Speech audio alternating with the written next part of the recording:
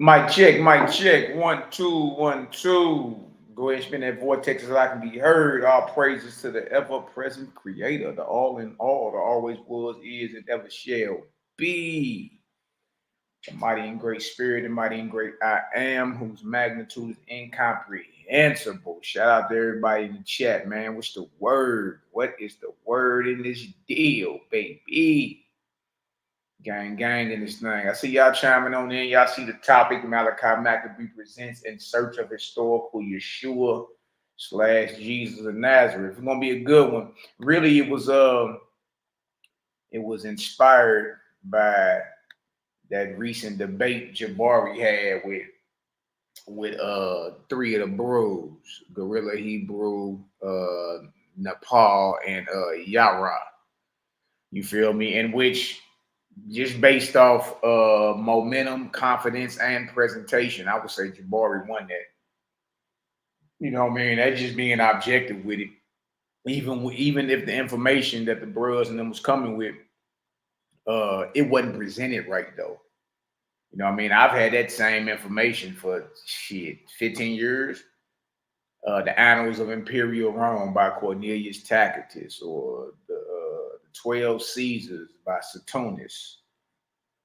You know what I mean? Pliny the Younger and his letter to Emperor Trajan, the letters of Pontius Pilate and Celsus, and you know what I mean? It's a gang. Eusebius and them on 3rd, 4th century. Origen, Jerome, like the list goes on and on. But I would say that if they knew how to present that, you feel me, then they could have easily made Jabari sit up in his seat. Jabari sat back in his seat that entire debate. Like how you look, he even was more turned up than Team Hebrew, Elder Yara. And he was even, how was Jabari more turned up than y'all? You feel me? See, you can have the information, you can have the strap, you can have the blow on you, but if you don't know how to use it, if you don't know how to aim and shoot, then okay, yeah, you got bullets, but you don't know how to shoot. And that's the way it was with that information that the Bruce and them brought out. Like, you feel me? And I would say this: what Jabari did, he did a good little strategy. He basically unarmed them. He took their foundation from them before they could go to it. You feel me? So once he does that, then whenever they decide to go to their sources, in other words, he vetted their sources before they could pull them and start trying to be convincing. He already went to them and took any type of foundation that you had in your sources. He took that right from up under you. That way, by the time you go pull it, it don't hit with enough force. I say, look at Jabari. That's all he did. And he had the momentum that whole debate. You feel me? You can feel when the energy is shifted or changing. You feel me? Like presentation on the Israelite side was dry. Nepal asked her president, she paused my time siding at her, and oh, my screen's not working, and you losing momentum, boo-boo. What you doing? You know what I mean? And then by the time Gorilla Hebrew came up, which was last, it was all over but the shout. Jabari had already basically won. You know what I mean? So this right here was basically inspired by that. It was a good debate. I liked it, but I based off what I looked at the whole thing. Jabari won that. You feel me? And that don't mean the Israelites didn't come with their info. They did. They just didn't know how to shoot that deal. They didn't know how to put that gun into motion. They didn't know how to. They didn't know how to properly aim. They didn't have no strategy for real. You could tell. You know what I mean? So Jabari was sitting back in his seat that entire debate. Just he was look. He was comfortable. He was confident. You feel me? And he had the momentum, and he strategized on it to where y'all was looking real goofy up there. You know what I mean? And a lot of people real quiet about that, but y'all was looking real goofy. Right? Jabari, even like I said earlier, he turned up more than y'all. Where they do that at? Where they do that at, man? You know what I mean? So yeah, man. We got to make sure not only if you got the information, because everybody is not meant to be teaching. Everybody is not a teacher. Everybody doesn't know how to properly convey information to where the masses can receive it. You got to break that down like you're doing it for a child, 5-year-old child, 6-year-old child.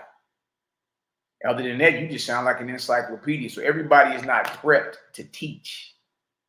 You know what I mean? Look hard like that. Like he sound like he about to cry every time he open up his mouth. Like, bro, you even if what you're saying is on point, the way you're saying it is not going to be received. Boy, you sound like you about to start crying. Bottom lip flubbering. Bottom lip fluffing. Like, boy, you just got the paws knocked in you. That boy talks, look hard. He talks like he about to cry. That's why you, like, it's never said you win anything. Presentation, you feel me? Not just the information, but the presentation. You gotta be able to present it. That's a skill. You gotta be able to strategize that. That's a skill. Like all this stuff, all these things are skills that can't even be taught. You just gotta have it. You know what I mean? And you gotta have the confidence and know what you're talking about when you get up in there. You feel me? So, so I decided to put this together, this presentation. You feel me? We're gonna dive into it, and we're gonna talk our talk. We're gonna do what we're gonna do what we always do. All right. Let that light shine. Shout out to everybody in the chat, man. Let's work. Let's work. Let's work. Would you kill your child, your son, if your God told you to? You said the Most High told me to? Yeah. Or yeah, man, the Most High said do it, then that's what it is. Yeah, man, the Most High said do it, then that's what it is. Yeah, man, the Most High said do it, then that's what it is. A 22-year-old woman told hotel workers in Holmes County that she had been directed by God. To go on a shooting spree about the solar eclipse, and that not long after she left the hotel in a purple Dodge Challenger driving to the interstate, traveling west, shooting into 2 cars. One of the drivers was shot in the neck, the other grazed in his arm. If your God came to you right now, tonight, in pomp and glory, shining, and he commanded the death of your child, would you sacrifice your child? If the Most High is going to do it, of course. If the Most High is going to do it, of course. If the Most High is going to do it, of course. Peter Lucas Moses refers to himself as a radical religious person who is with the Black Hebrews. And he just pleaded guilty to killing a 4-year-old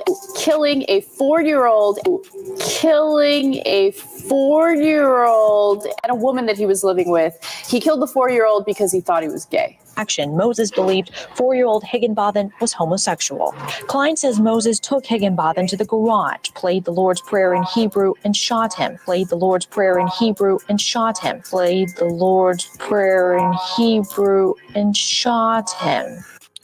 If God came to you and told you to sacrifice your kid, would you sacrifice your kid? Hell yeah. Hell yeah. Hell yeah. God is called a terrible, demon-like power. God is called a terrible, demon-like power. God is...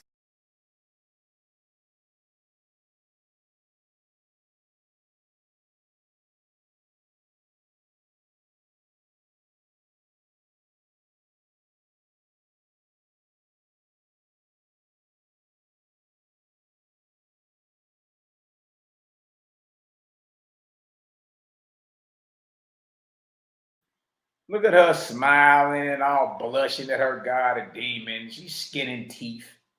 Look at this. Over her skinning teeth that her God is a demon. She's smiling like she just got flirted with. She blushing. Man, I told y'all, it's all over but the shouting. It's all over but the shouting. You know what I mean? That's the house of Cosmon over there now. There you talk about. Why you think it's dry? Ain't nothing to talk about. The gang that came through and exposed all this light. And how do you come with this gamma ray, and then you come behind that with a 1985 screw-in light bulb? Talking about you dealing with some lights. Nah, player. Nah, ain't nothing else. You can't hold a candle to the sun. The candle doesn't offer more light than the sun, or even to the sun. See that? When a higher light is outside, when you come behind it, if you ain't coming with the same amount of light or higher, whatever you talking about gonna be perceived as what? Darkness. Look at this. called the terrible, like, demon-like power. So Napa means empty, you could say, or like open. Shita means demon, or demon-like or terrible. Shita means demon or a demon. Hey, I put the link in the chat. Y'all hop on, chop it up with your little bro. It's all good. I got a nice little presentation put together. Y'all hop on, chop it up with your bro. Let's rock. Demon-like or terrible. Shita means demon, or demon-like or terrible. According to the criminal complaint, Polite told investigators God told him to shoot Pastor Germany. God told him to shoot Pastor Germany. God told him to shoot Pastor Germany. And he wanted to go to jail to clear his mind. Would you kill your child or your grandchild if God told you to? Oh, man. So that's a yes? Yeah, well, it's a yes. It's a yes. It's a yes. But I think that it would be a test. I don't think the Lord would actually tell you to do it. I think it would just be a test because we can see. You'd be willing to go through with it? Or go through. I'll go through any trial the Lord puts me through. Yahweh been the self-proclaimed. These are your leaders. These are your so-called veterans of the HOK. And y'all don't forget, we got them all on record saying that they would openly kill their loved ones, including their children, if the wind blow a certain way. If the wind tickle them earlobes a certain way. Y'all heard LaCall. LaCall the third is barbecue. If that wind skip across his earlobe a certain way. Shout out to my brother Daryl Cosmon. He always say, just let them keep talking. They gonna tell on themselves. You know where the inspiration coming from. Let them talk and hang themselves. I say, you know what, Daryl, you right. Just let them talk. Now look at him. He's skinning teeth too. Hulan Mitchell Jr. That's Yahweh ben Yahweh. Mama named him Hulan from Eden or Enid, Oklahoma. Skin and teeth. Used to be down with Farrakhan. Calypto Louis back in the day. Boy was part of I forgot what group he was part of. Boy used to sing and everything. Yeah, Yahweh ben Yahweh was in the Air Force. His name was Air Force Mitchell. His name is Hulan Mitchell Jr. His mama named him Hulan. This nigga said he was Yahweh's son of Yahweh. What you talking about? And once again, skin and teeth. It's modern time. Look at this.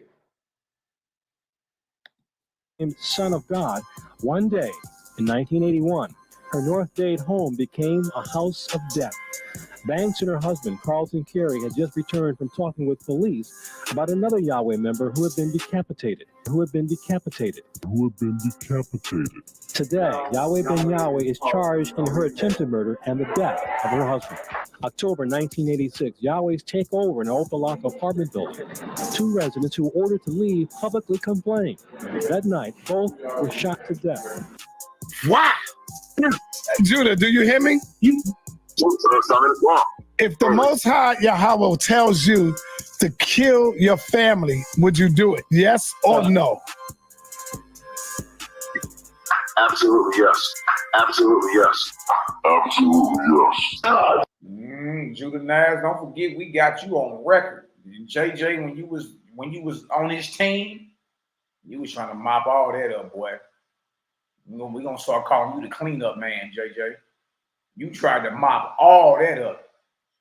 You did. It's wild how all y'all flipping on each other right now, too, man. That stuff straight goofy. Like we barely 90 days after that debate and all hell done broke loose. All y'all against each other, revealing each other charges. Niggas got sex charges and all type of crazy madness. Domestic battery and the one cat that everybody used to be cool with, Solar Vision. That boy, then he got him a sex charge too, messing with a little girl. Touching on himself in a library some damn work. Like, these are your gatekeepers, the knowledge. These are the men and women that y'all seal clapping for. Judah, we got you saying absolutely you'll take your family out. Last week, you just had one of your sons on camera dancing for the HOK. And then your little student, Davion, had his newborn child sitting on his lap. I say, oh, look at the baby killers. Y'all already admitted you'll kill your children if the wind skip across your earlobe with too much pressure. Y'all over there seal clapping. Oh, look at the babies. I'm like, open demon, what you doing? Talking about some, oh, look at the babies. They all said they would unalive those children.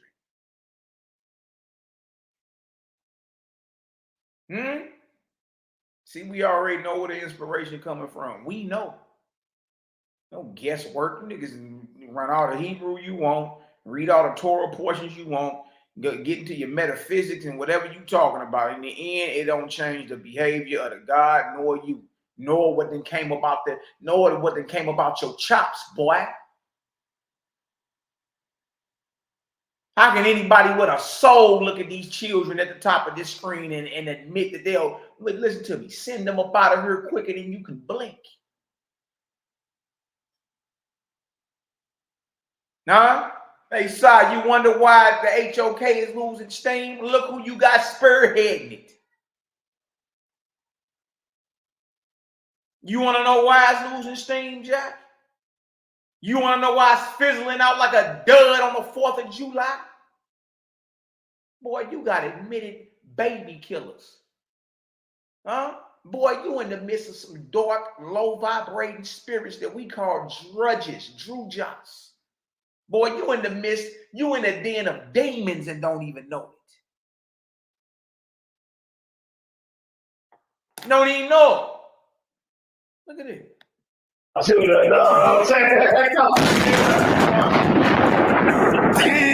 Judah didn't mean that, y'all. If the Most High say, put your family down, would you do it for the Most High? By faith. Look at Bobo. Ain't heard from her since. Y'all know they all fizzle out like a dud. Or quickly become irrelevant. Everybody knows this. Nobody making none of this stuff up.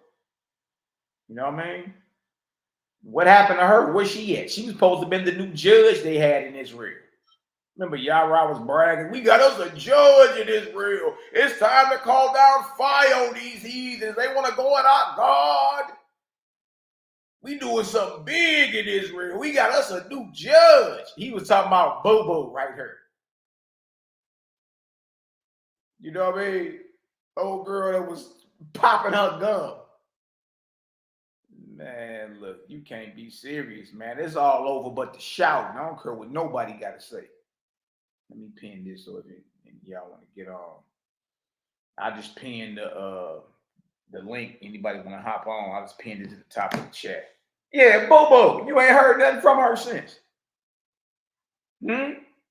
She even admits this is the judge Elder Tiny Gun was bragging on. You bragging on we got us a new judge in Israel. Boy, you sound like you pulled that from the deepest regions of them gut regions. We got us a new judge in Israel. Like you was trying to harmonize or something. Y'all little plan failed you. Your little God failed you. Watch this. Yes, by faith. Yes. By faith. Yes. But he's going to tell me not to do it, just like he did Abraham. We have a story like that already. Next. The moral law is that if a child was to be rebellious, okay, towards their parents, they was to be taken out and stoned to death because of that. You see what I'm saying? Would you do that? Would you do that if your God came back to you today in glory and said, I want you to stone your son if he get rebellious? Would you? Would you do it? Yeah, I probably would. Yeah, I would. Yeah, I probably would. Yeah, I would. Yeah, I probably would. Yeah, I would. Wow. The Most High was to come to you and ask you to off your loved ones. Would you do it, brother? Look at Moses, trying to get his turban together, making sure he looking politically correct. This another brother, man. Oh my God, he be going so hard on the concordance, Strong's concordance and the Phoenician definition. Boy, they pulled Morpheus and them pulled that boy's source up the other day. It didn't say nothing about what he been saying. Nothing. I was like, come on, man. But listen to his response.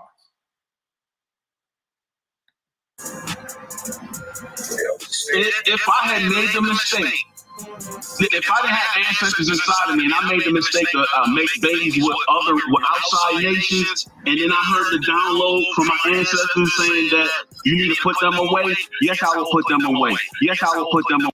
This Negro acting like he the bluest, blackest Negro since Idi Amin.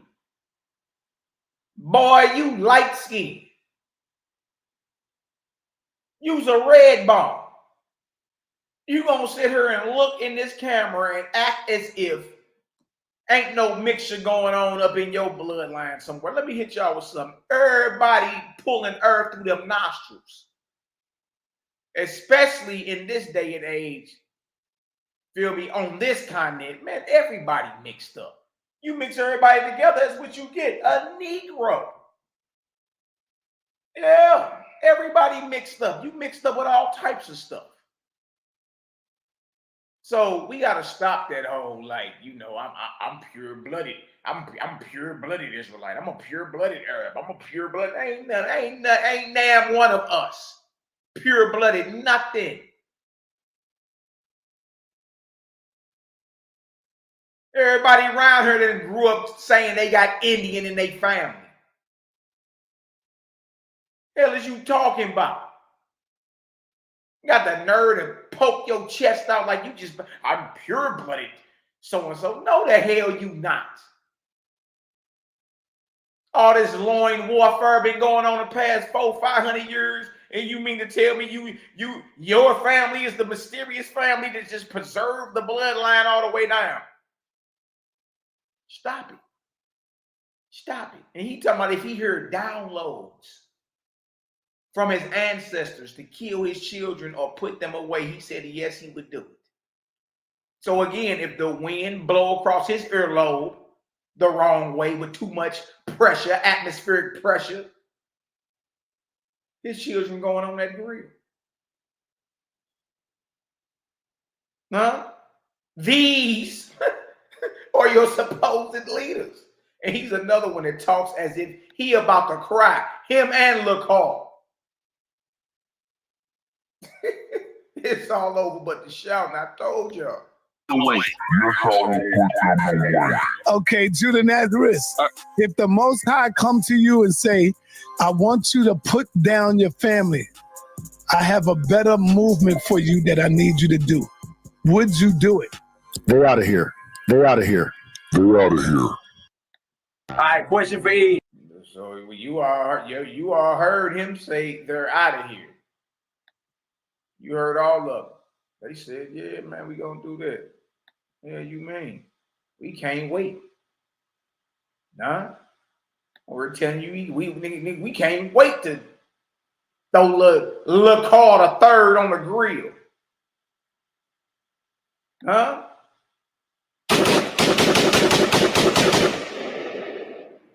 Creator gang is undefeated. I keep it real, pack to steal it for whoever won it. Clap, Judah be running laps when he get confronted. Got Devil Cosman to knock you off of 500. They hit the club, roll up a Judah dub, forever blunted. Contemplating on who we gonna take out next. Got Cosma, Cal, Malaki, Macabee the best. The 4 horsemen who understand the business. Contract killers won't hesitate to kill a witness. 21 bodies executed on my hit list. JJ trying to watch me, trying to take pictures. YAH'KI working with woods and paint, a bunch of snitches. Peer pressure separate the real from the bitches.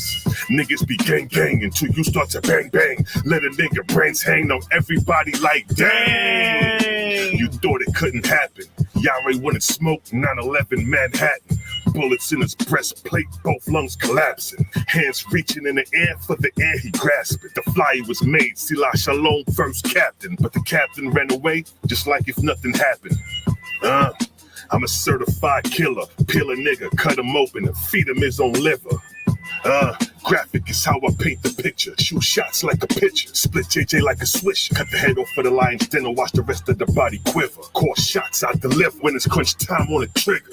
Got you paired with eagles, fly like seagulls when it's time. I scoot out, shoot out. Air out Yara every time. Standing behind enemy lines, killing my enemies every time. Defend the faith like Muslim Sunni soldiers at a shrine. I facilitate thoughts beyond the thoughts of mankind. Create a gang is in the prime while you niggas get left behind. Create a gang is undefeated. Salute, Daryl Cosma, Cosma Cal, Malaki Macabee, and the whole Create a Gang gang. Nigga, we outside with it. All that huffing and puffing don't mean nothing. You step in the dojo.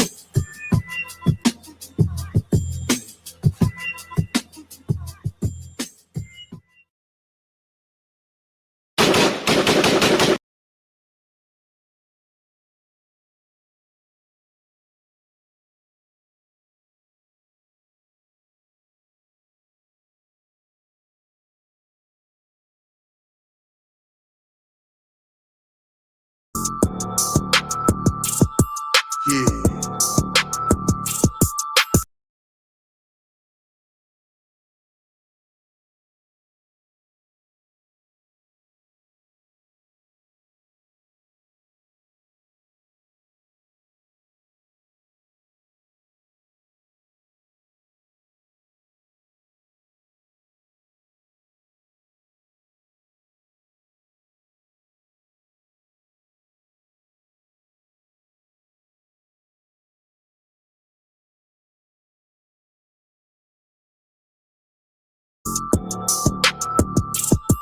Yeah.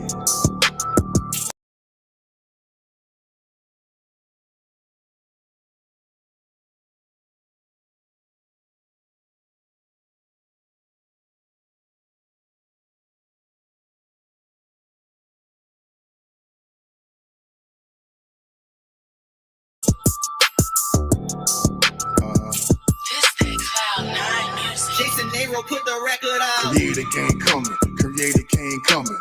Turning up the light and watch some boys start running. Let me tell you something, we ain't out here doing nothing.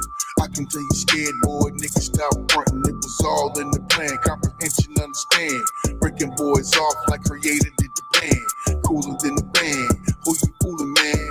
We be tearing shit up like we're taping and some bands. Conscious community, yeah, we in demand. They hunger for the truth, debate or the booth. Sourcing up with the proof, hey, you on the tooth. Catch me in the candy paint and octagon coupe. Step in my boots while I'm knocking mines loose. You be the cobra, I be the mongoose. Plant base in my suit, meditate on my fruit. Red Star training, who let the gods loose?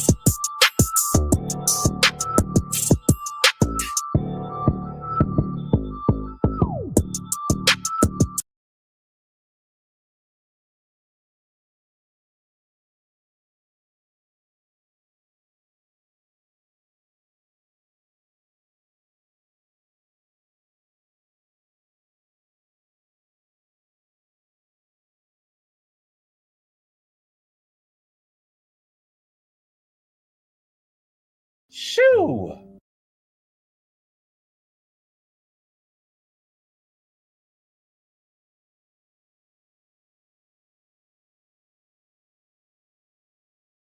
Shoo! Anetrak Amset. Anetrak Unbet Het. Shoo! Anetrak Amset. Chrak Ast. Nuke Ast. Shoo! Nuke Amset. Chrak Ast. Anetrak Amset. Nuke Ast. Shoo! Anetrak Unbet Het. Shoo! Nuke. Shoo.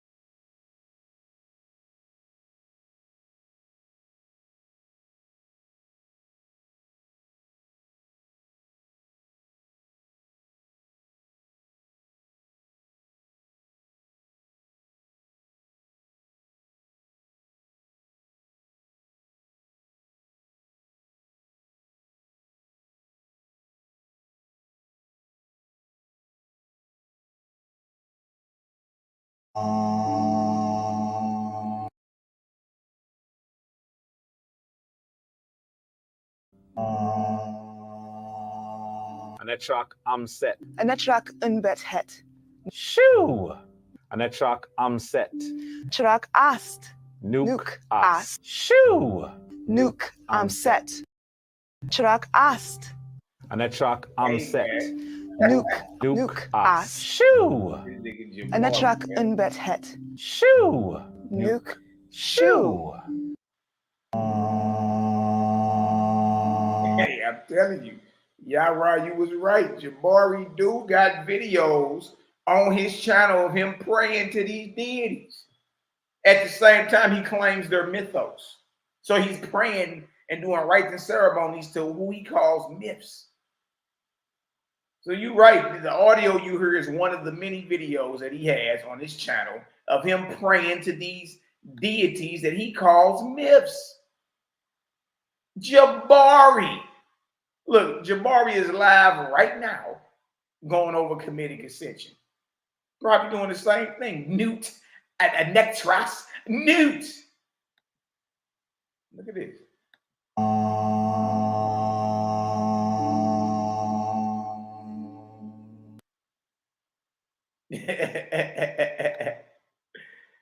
Oh, man. You can't be serious, man. It's all over but the shouting. I keep trying to tell people. It's all over but the shouting, man. Shoo! Boy, that is funny. Don't get me started, boy.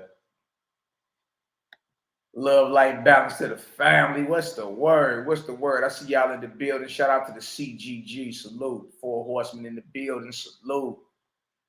Shout out to the sisters, the brothers, the gods and goddesses in training. Salute. What's the word? Let me go through and shout everybody out. See how y'all see what's going on. Well, there's all type of stuff going on in these YouTube streets. We got my brother Prince Judah Vaughn in the building. What's the word, young Prince? Salute to God and training. You already know Matthew Menard. What's the word, What's the word? What's the word? Love, light, and balance to you, fam. What's the word? Bishop X in the building. Love, light, Cosmon to the fam. My young brother Yeshua in the building. Salute. What's the word, bro? What's the word? How you doing, little brother? Good to see you in the building. You still rapping? I know you are. That boy right there, boy, outflow anybody. I put young Yeshua on anybody. That boy sick with it. That boy sick with it. You know what I mean? Y'all tap in with my little bro, Stefan. Dude, that's young Yeshua, though. Serious business, you know what I mean? Shout out to my brother, SHALOM in the building. Y'all go like, subscribe, share. Tap on in with the God. Love, light, balance to my brother. Candace Evans in the building. Love, light, and balance. Just me in the building. Love, light, balance. What's the word, big homie? Dreadful Cosmon, the Cali Connect. What's the word, brother? How your daughter doing? I know you said you was traveling yesterday. think you said you was going to Dago. How was you tripping? How your family doing, man? Let everybody know, man. We send our blessings. BC, Brandon Carter in the building. Love, light, balance, fam. What's the word? Nap time in the building. What's the word? All right. James Giant in the building. Love, light, and balance. Ray in the shade. Ray in the shade. Jones in the building. Love, light, and balance. What's the word? What's the word? We got Daryl Cosmine in the building. Y'all go like, subscribe, share. The Robert McCall, the Equalizer. The Donatello or the Turtle Gang, man. Love, like, and share. Y'all tap in with the brother. We got Cosmine Cal, the Raphael, the Ralph for the Turtle Gang. The boogeyman of the conscious community. Cosmine Cal TV. Y'all go like, subscribe, share. And Sela Shalom is the Leo of the Turtle Gang, the Leonardo. Boy, cut you in twain with that sword. Y'all make sure y'all tap in with the 4 horsemen, man. Like, subscribe, share. What else we got up in here? Yah in the building. What's the word, sis? How you be? Love, light, balance. Fritz Foxwell in the building.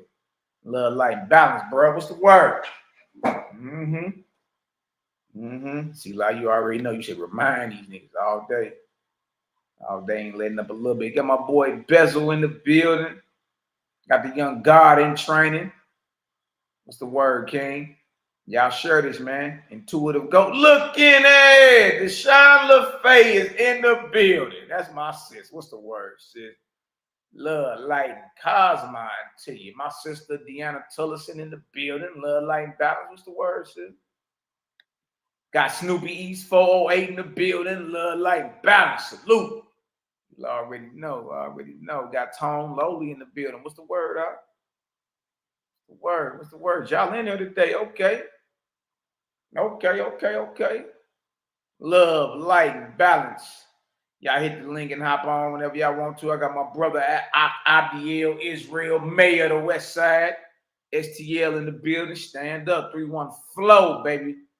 3-1 flow. We got Stephanie Randall, Callie in the building.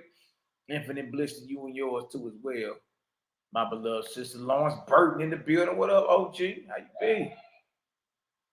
You got the Bronze Yoga Report in the building. Like, subscribe, share. Y'all go tap in with Bronze. Old school. Bronze from the old school. He mess around and start calling you jive turkey and the chump suckers and all that extra. We got my brother, the Essene Spirit Man in the building. What's the word? Love, light, and balance to you. You got my brother from the dirty South, Print Blake, Shy in the building. Love, light, and Cosmine to the fam, man. Y'all already know what this is and what it's about. But look, y'all see the title, right? Y'all see the title? All right, fair use, fair use. Fair use, fair use. In the 1st century, there lived a man who became famous as a kind of wandering sage. He would live a life of celibacy, walk around preaching and performing various miracles, such as driving out demons and even reviving the dead. He was seen by some as a kind of divine man, maybe even the son of God. And at the end of his life, he was taken up to heaven, never to be seen again. And no, I am not talking about Jesus of Nazareth, but rather about Apollonius of Tyana. One of the most fascinating figures. He just said, even look, it sounds like he's talking about Jesus of Nazareth. He's not. How many of y'all ever heard of Apollonius of Tyana before? All right. Put a 1 in the chat if you ever heard of Apollonius of Tyana. Put a 2 in the chat if you never heard of. And look, listen to me. It's okay not to have heard. You just don't know. You feel me? We about to go through some things today. That's going you know what I mean, shed some light on a few things. Because in the age of, let me get that. In this age, it ain't no excuse to be ignorant about anything. You feel me? And if you know you've been played with like a fiddle, you feel me? Then you got every right to question it, examine it, criticize it, you feel me? And then guess what? Get off at the next exit, turn around, and get back going in the right direction. All right, let me see who I haven't heard of Apollonius of Tyana before. Okay, we got a few 1s in the building. We got some 2s. Okay. We got some tools. Y'all pay attention to this, man. You did. Y'all pay attention. This is major. This is major. With this information, I wasn't about to help Jabari or, either side, but this would have ended the whole debate. Watch this. Figures from late antiquity. I totally stole that intro from the scholar Bart Ehrman, but in any case, Apollonius of Tyana was a Pythagorean philosopher who became known. Notice he said he stole that from Bart Ehrman. Bart Ehrman, the New Testament scholar, who a lot of people like to quote to prove the historicity of Jesus, he knows about Apollonius of Tyana as well. You see? Always ask yourself, what ain't they telling me? We get so amped, we crack open these books and get to reading. Okay, yeah, I found, okay, all right, but what they not saying though? It's something they not saying, all right? Therein lies the truth. What they not saying, because a lot of times dealing with these scholars, it be an agreed upon silence based off whoever their patron is, whoever's financing them. You know what I mean? Watch this. For performing miracles and who lived a life that, at least according to the famous stories about his life, seemed to mirror in quite a lot of significant ways the famous stories about the life of Jesus Christ in the Christian narratives. But who was Apollonius? What do we know about his life, and what can we say about his connection to the most central figure in Christianity?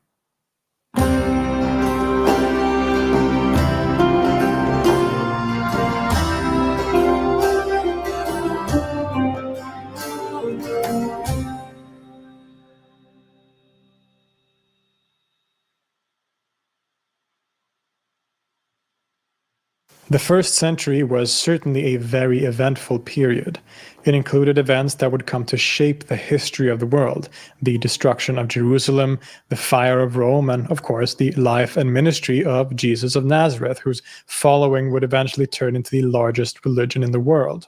We've discussed the life of Jesus in previous episodes and explored the question whether or not he existed as a historical person. The scholarly consensus is that Jesus was a real guy who lived in Judea in the first half of the first century. Now, there are many reasons for these conclusions, but one of the most telling ones, in my opinion, is that Jesus wasn't really all that unique, at least from a certain perspective. There were many people like Jesus at that time and in that region. People who claimed to be the Messiah, people who opposed Roman authorities or had become famous for walking around performing miracles. So why would Jesus in particular be made up if all these other similar people were real? Now, one such figure in which we find many similarities is indeed that of Apollonius of Tyana, a really colorful character from roughly around Cappadocia in Anatolia, and who would wander around the Hellenic and Mediterranean world as a kind of holy man. Comparisons with Jesus are made all the time, and the life of Apollonius is often used as an argument against the legitimacy of Christ, but things aren't that simple, and the subject is often sensationalized and misrepresented. So what is actually going on with Apollonius? Who was he? Well, the first thing that we must be aware of is the fact that basically all information we have about this guy and his life comes from later sources. In particular, the vast majority of our information comes from a text called The Life of Apollonius of Tyana, written in the 3rd century by a guy called Philostratus. In other words, almost two... That's crazy. See, so even his life wasn't written down or written about by those who knew him. Like, if he lived during the 1st century, you got a biographer writing his life story 300 years later, 400 years later. Same situation with Jesus.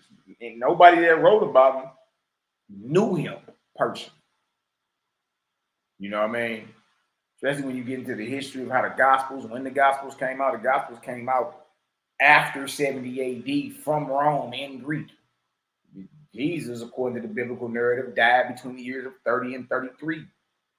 Right? The first gospel didn't come out, which was Mark, didn't come out till after the fall of Jerusalem, from Rome in Greek.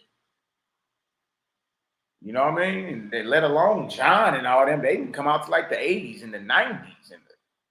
So these things are being written down not by people who knew him. You know what I mean? These things are being written down decades later, in some cases hundreds of years later. It's the same with this cat. Watch this. Centuries after he died. Furthermore, since Philostratus was a so-called sophist, the text is written in a style that is meant to be, first and foremost, entertaining. It contains many tropes and stylistic features common from text from this era, and many aspects of the text weren't even meant to be historically accurate necessarily, but more so entertaining legendary stories. In other words, much, if not all, of what Philostratus writes needs to be taken with a huge grain of salt. Now, we do have other sources too. We have, for example, letters that are attributed to Apollonius himself, many of which are uncertain in terms of their authenticity, but scholars argue that some of them may actually date back to the guy himself. And these other sources can also tell us more about him, or at least the public perception about who he was. Needless to say, it's very difficult to say anything with certainty about the actual historical figure of Apollonius, and it's much easier to talk about the legendary Apollonius, right? The Apollonius as he is retold or described in the famous accounts, like in Philostratus. All right, see, so we're gonna read about him. He actually in this presentation I prepared and all that, you know what I mean? So we're gonna go ahead and get into this presentation, and we're gonna read about Apollonius of Tyana today. We're gonna read about it, all right? In Search of Historical Yeshua by Malaki Macabee at CGG TV. Created gang in this thing, man. Stand up. You feel me? The gang of nothing over this way. I rock with CGG. Believe that. All right. Stand up, brothers and sisters. All right, so here we go. Blow this up just a little bit. All right, I kind of like that picture right there. I say, dang. That deal look tight. That deal look tight right there. Jeremy said he fell asleep in the backyard meditating. So in Search of Historical Yeshua by Malaki Macabee of CGG TV, Created Gang TV. So we got us a black Jeebus or a melanated Negro Jeebus. We got us an Italian Jeebus. Look like he part of the Gambino crime family. We got us a Tucker Chin. Got us an Asian Jeebus.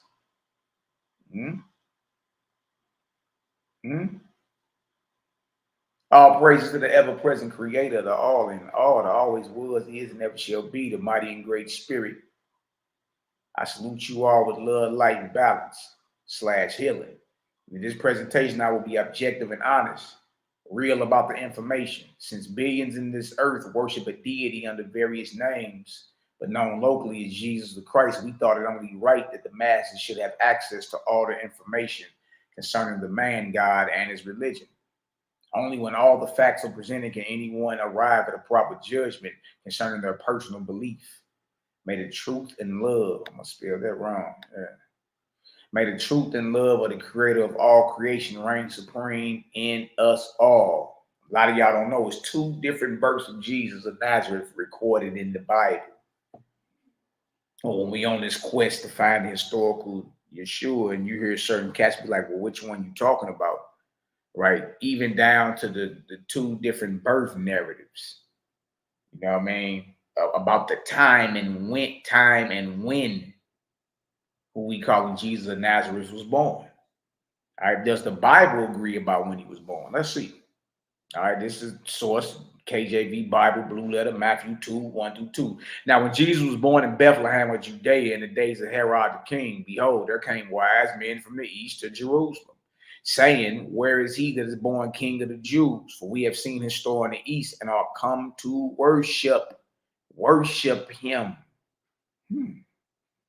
Interesting. A child is born. Magi from the east land show up, and they saying, what a king get, because we here to worship the king, this man child, right? Look at it. Obviously, Jesus is born during the lifetime of Herod the king, according to Matthew 2nd chapter. Now, who is Herod the king, and when did he live? Source.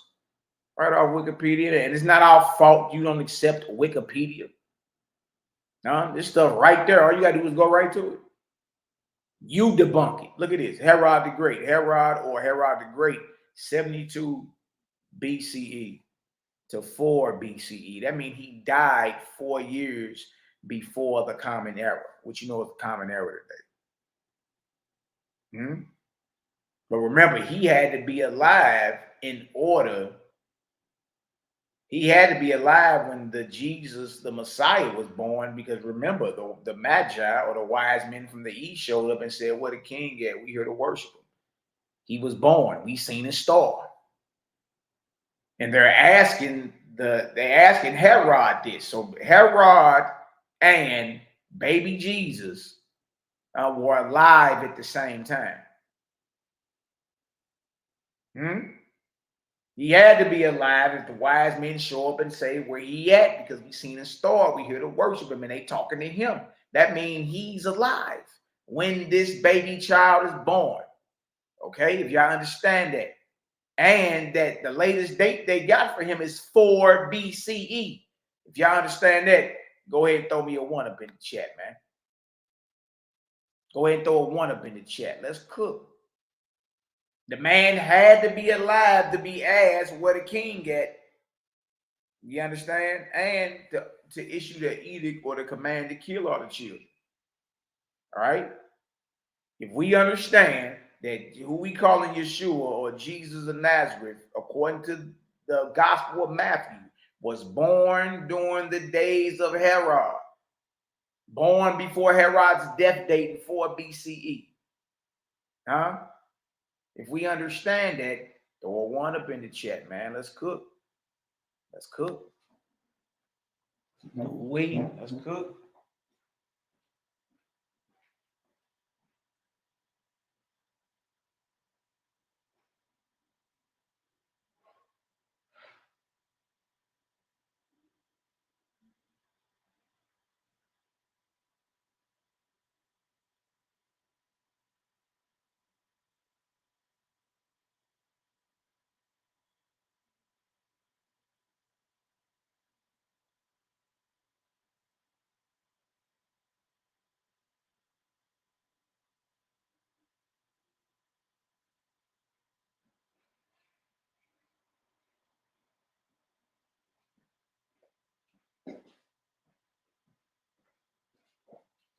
All right, my bad, y'all. I had to handle some business real quick. See? So, look at this right here.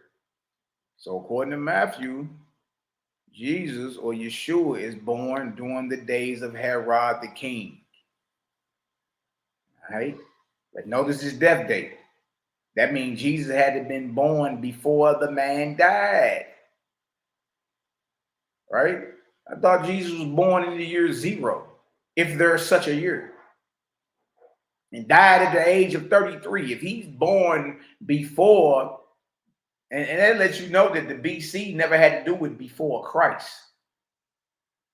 Because according to history, if he's born during the days of Herod the Great, he's born before the BC. He's born before AD time or the Common Era.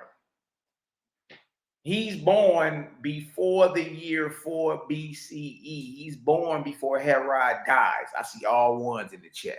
Okay. Keep that in mind. All right. Herod or Herod the Great, 72 BCE to 4 BCE, was a Roman Jewish client king of the Herodian kingdom of Judea. He is known for his colossal building projects throughout Judea. Among these works are the rebuilding of what? The Second Temple in Jerusalem and the expansion of its base, the Western Wall being part of it. So that wall, you be seeing them nod their head to and blowing their breath on over there in Jerusalem. Y'all, that's Herod's temple. That's remnants of the temple that Herod was building on and expanded, that Western Wall.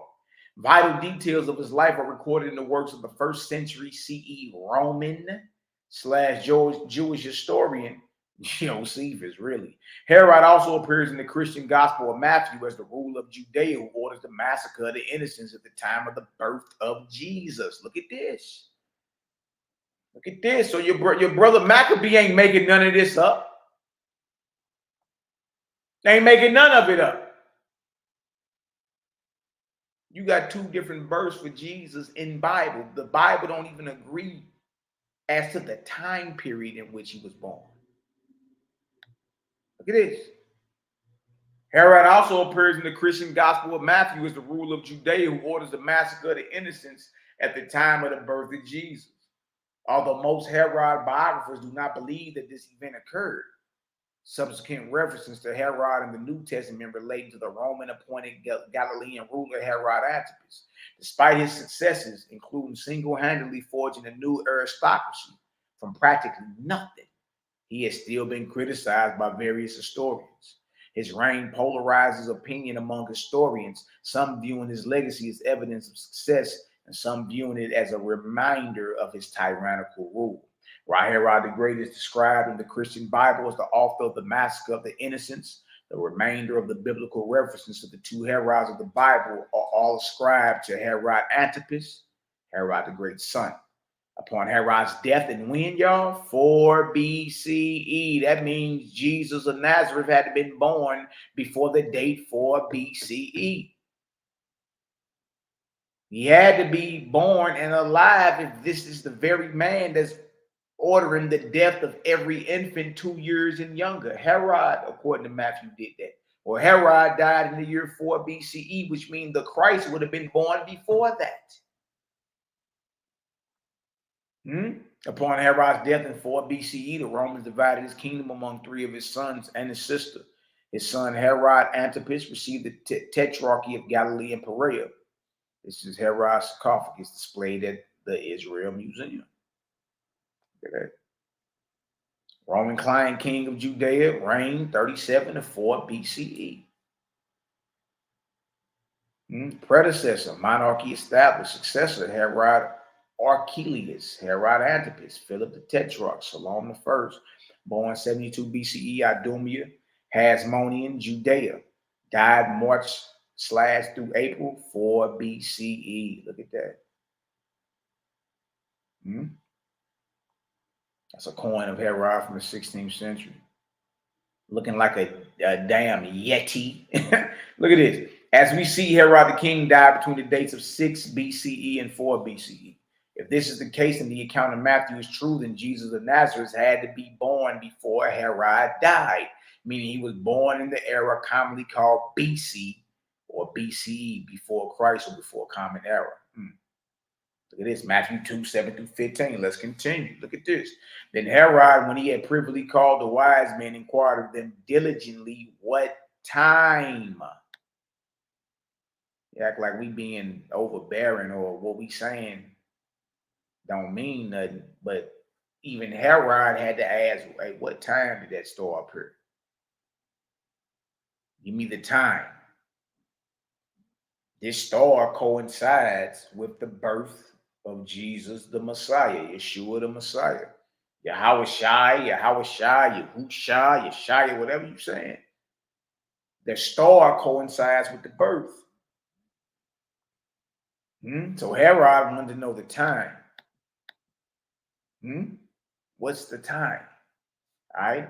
What time the star appeared? And he sent them to Bethlehem and said, go and search diligently for the young child. And when you have found him, bring me word again that I may come and worship him. Look at this. This whole the New Testament is about the worship of this child. We keep reading, worship him, worship him. Worship him also. Look at this. When they had heard the king, they departed. And lo, the star which they saw in the east went before them, till it came and stood over where the young child was. But watch me tell you, that star was a star ship. Star Bethlehem was a fire ship, a chariot. Notice it's moving. Look what it says right here, even in the Bible. It says, they departed, and lo, the star which they saw in the east went before them, till the star came and stood over where the young child was. When they saw the star, they rejoiced with exceeding great joy. And when they were coming to the house, they saw his mother and fell down and did what? Worshipped him. Worshipped him. Look at this. And when they had opened their treasures, they presented unto him gifts, gold, and frankincense, and myrrh. And being warned of God in a dream that they should not return to Herod, they departed into their own country another way. And when they were departed, behold, the angel of the Lord appeared to Joseph in a dream, saying, Arise and take the young child and his mama and flee into Egypt, and be thou there until I bring thee word. For Herod will seek the young child to destroy him. Remember, so Herod and the biblical Jesus, according to the book of Matthew, are living at the same time. The Jesus, the Messiah, was born during the days of Herod, according to Matthew, and we all know that Herod died no later than 4 BCE of the Common Era, which means Jesus of Nazareth was born before then. And look, what I'm telling you ain't nothing that the scholars don't know. You know what I mean? What I'm saying ain't nothing the scholars don't know. They all know this. They all know about all the discrepancies. This is us running around here talking about everything is inerrant. And I'm ready to die and put my soul on it. Look, you better be careful with what's coming off your lips. Put a collar on them lips, man.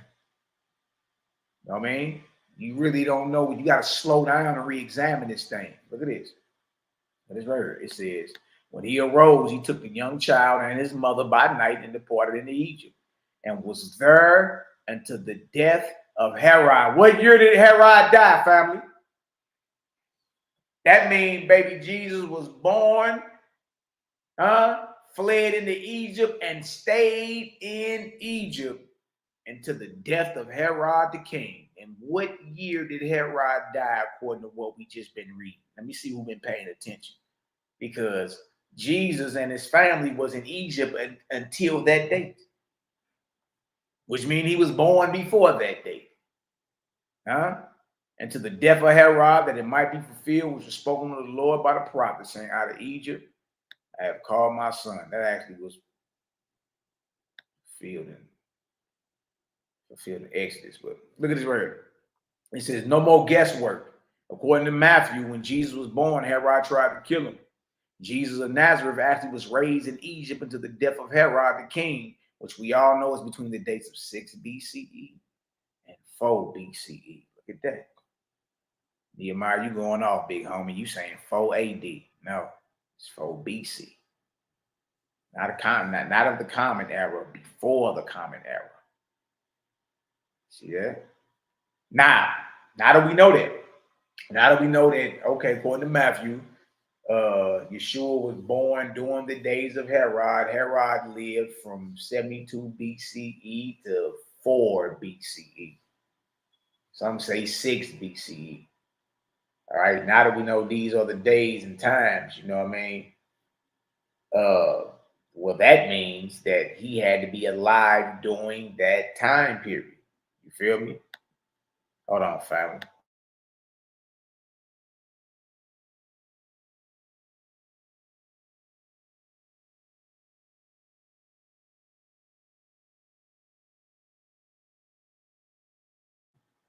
Ooh-wee. Look at this right here. Look at this right here. I know you're mad. Now, let's examine the gospel according to Luke. And y'all know those are the titles of the gospels you read. It's called the gospel according to Matthew, the gospel according to Mark, the gospel according to Luke, the gospel according to John. Those are the official titles of the gospels. According to. All right, now let's look at time, because Herod wanted to know time. Then he asked them, he inquired diligently about the time they saw the star. What is time according to Merriam-Webster's dictionary? What is time? It says the measured or measurable period during which an action, process, or condition exists or continues. Duration. Look at this definition 3. An appointed, fixed, or customary moment or hour. An appointed, fixed, or customary moment or hour for something to happen, begin, or end. Example, arrived ahead of time. He wanted to know the time. See that? And we see what time is: an appointed, fixed, or customary moment or hour. It had to be appointed because the star, the birth of Jesus of Nazareth, coincided with the star of Bethlehem. An appointed, fixed, or customary moment or hour for something to happen. Begin or end, arrived ahead of time. Herod the king asked the Magi from the east lands about the time they observed the star. Why?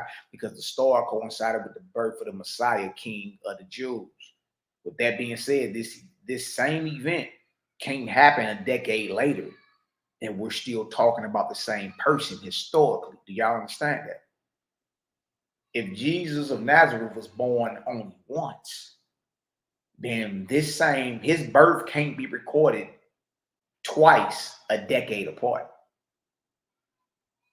His birth, since he was only birthed one time, even though you would have different stories of his birth in the Gospels, they would have to be talking about the same time period, right? Like this same event. In other words, you couldn't have been born. You can't be born like me. I was born January 30th, 1982. Well, we're not talking about the same Macabee if I'm born January 30th, 1992. It's a total different brother. May have the same name and all that, but that's a total different person. You're not talking about the same person historically. If the event happened at least a decade apart. Let's look. What are you talking about, Malaki? This same event, the birth of Jesus, this same event can't happen a decade later, and we're still talking about the same person historically. If y'all understand that, throw me a 2 up in the chat.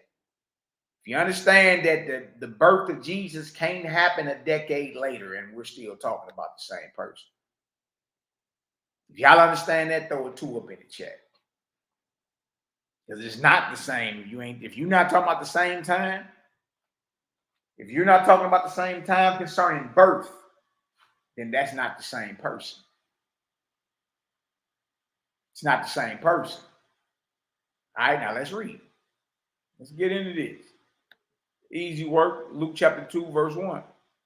And it came to pass in those days that there went out a decree from Caesar Augustus, historical.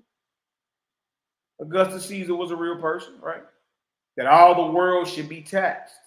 And this taxing was first made when Cyrenius was governor of Syria. Now you know exactly when the taxing went forth, right?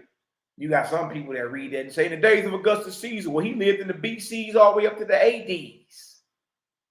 Yeah, but notice the census, the head count for the sake of taxing your subjects or your constituents went forth when who was governor of Syria? Cyrenius was governor of Syria. Remember that, right? The census that went out in the days of Augustus Caesar, commanded by Augustus Caesar in the Roman Empire, that went out when Cyrenius was governor over Syria. All right, remember the time period. All right, and all went to be taxed, everyone into his own city. And Joseph also went up from Galilee, out of the city of Nazareth, into Judea, into the city of David, which is called Bethlehem, because he was of the house and lineage of David, to be taxed with Mary, his espoused, engaged woman, being great with child. So she's pregnant. So this is the same. If we're talking about the same person, this has to be the same time period. Mary's pregnant with child, right? And they're going to Bethlehem because there's a worldwide census that has to take place. And you got to go back to the house of your fathers for a head count. All right. They make this trip to take this census, and Mary's due to have baby Jesus. All right. Question. Did this taxing take place during the days of Herod the king or not? Look at this. Look at this. Game, what you think of playing? Y'all think we playing around here, huh? Look at this.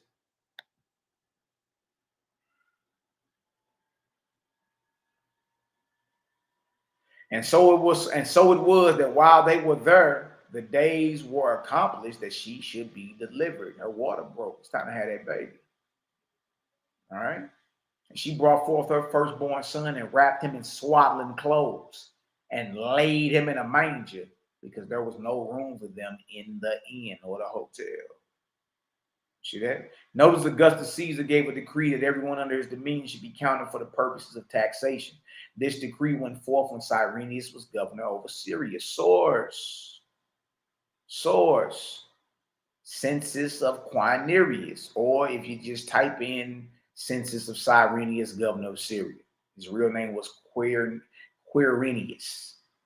All right, it pop up everywhere as soon as you type it in.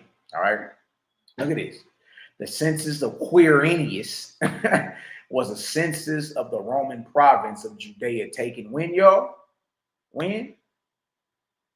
6 CE. Herod had been dead 10 to 12 years by the time this so-called census takes place.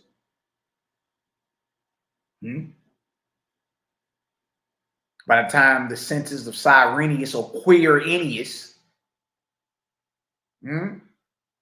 this took place, y'all, in 6 of the Common Era. So if your boy died 4 BC, some say 6 BCE. I'm talking about Herod. And this so-called census didn't go forth until 6 CE. Y'all, we dealing with 12, 13 years.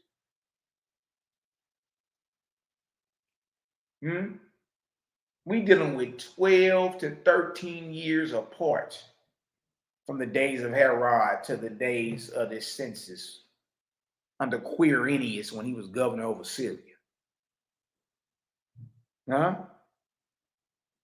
The census of Quirinius was the census of the Roman province of Judea taken in 6 CE upon its formation by the governor of Roman Syria, Publius Sulpicius Quirinius. The census triggered a revolt of Jewish extremists called Zealots, led by Judah of Galilee. Salute. Brother wasn't no joke.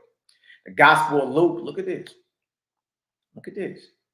Since y'all think I'm making this up, the Gospel of Luke uses the census to date the birth of Jesus, which the Gospel of Matthew places in the time of Herod the Great, who died between 5 BCE and 1 BCE. Most critical scholars acknowledge that Luke is in error. What we got her? Looky what we have her. They're admitting this. Your birth narratives are contradiction. They don't add up. They're contradictory. They oppose one another. See, it's only the Negro arguing about this today. The scholars ain't arguing over none of this. The facts are the facts. The facts are the facts. The facts are the facts. Most critical scholars acknowledge that Luke is in error, while some religious scholars have attempted to defend the gospel, often invoking unproven claims. Look at this. Overview. Herod the First, or Herod the Great, was a Roman client king whose territory included Judea. Upon his death, his kingdom was divided into 3, each section ruled by one of his sons.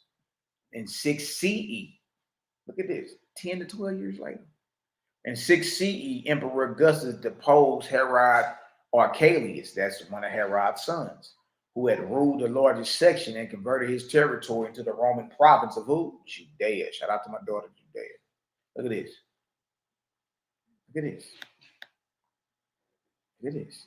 In order to install an ad valorem property tax in the new province, Publius Sulpicius Quirinius, the governor of the province of Roman Syria, starting when? 6 CE. 6 CE. Matthew's account of when, the time Jesus was born, and Luke's account of when, the time Jesus was born, contradict each other. The census didn't go down to 6 CE. Herod didn't make it out to BC. He died, the latest is 4 BC. Yes, Jesus is born 2 different times according to the Bible. Most don't understand it. Most don't see it. All this matters because remember, in search of the historical Yeshua or Yeshua. What if they looking in the wrong time period? Here you go talking about some, nah, man, we've been searching the 1st century and all that. Really, what if the one that's really authentic, what if he didn't live during that period? What if he lived way before that? Look at this. It says right here, in 6 CE was assigned to carry out a census in Judea. This would record the names of the owners of taxable property along with its value for which they would be taxed. The census triggered a revolt of Jewish extremists called Zealots led by Judah and Galilee. Galilee itself was a separate territory under the rule of Herod Antipas. Judah seems to have found the census objectionable because it ran counter to a biblical injunction, the traditional Jewish reading of Exodus 30 and 12, and because it would lead to taxes paid in heathen coins bearing an image of the emperor. Gospel of Luke. Look at this. Look at this. Contrary to the Gospel of Matthew, which places Jesus' birth in the time of Herod the first, the Gospel of Luke correlates it with the census. See? See? Your little brother ain't making none of this up. I'm not the one that made it. I ain't the one that wrote it. We simply going back over what scholars have already searched out and ran into what they done ran into. We got a contradiction right here, man.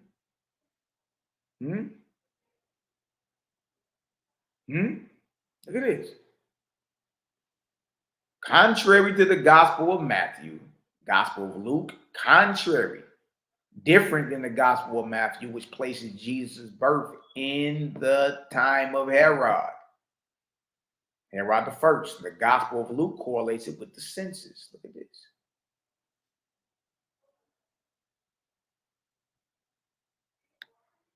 Right here. In those days, a decree went out from Emperor Augustus that all the world should be registered. This was the first registration and was taken while Quirinius was governor of Syria. All went to their own towns to be registered. Joseph also went from the town of Nazareth in Galilee to Judea, to the city of David called Bethlehem, because he was descended from David. He went to be registered with Mary, to whom he was engaged and who was expecting a child. Look at this. Look at this. Oh, we think I'm playing. Somebody better tell these young boys that we do this. What you talking about? Most critical biblical scholars have acknowledged that the Gospel of Luke is erroneous. Look at this. Look at this.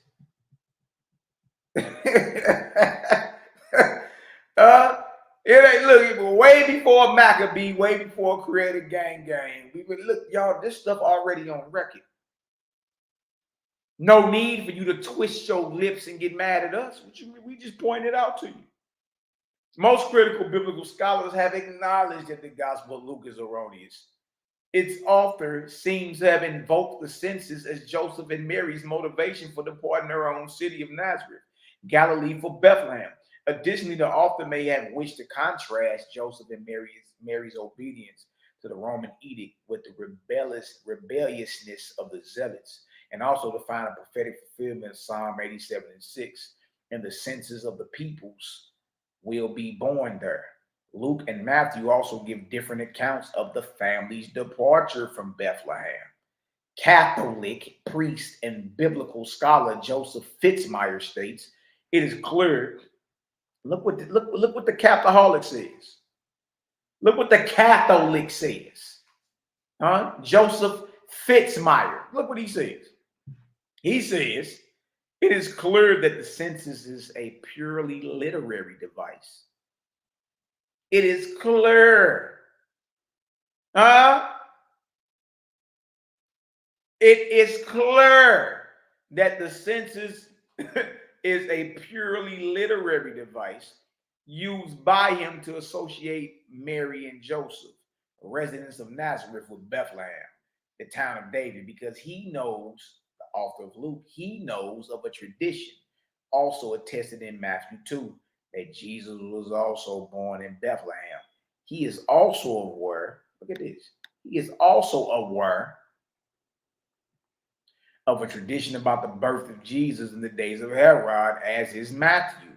Luke's form of the tradition, unlike Matthew's, tied the birth in a vague way to a time of political disturbance associated with a census.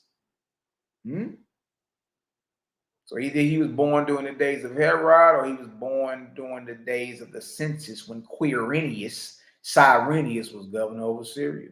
If y'all understand that, give me a 9 up in the chat. I want to make sure I ain't going over nobody's head. If y'all understand that either Jesus was born, if we talking Bible, he's either born during the days of Herod or during the days of the census when Quirinius was governor over Syria. If y'all understand that, put a 9 up in the chat. But trip off this, he can't be born at both times because both events are at least a decade apart. Let me look at the chat real quick. It ain't hard to understand. You know what I mean?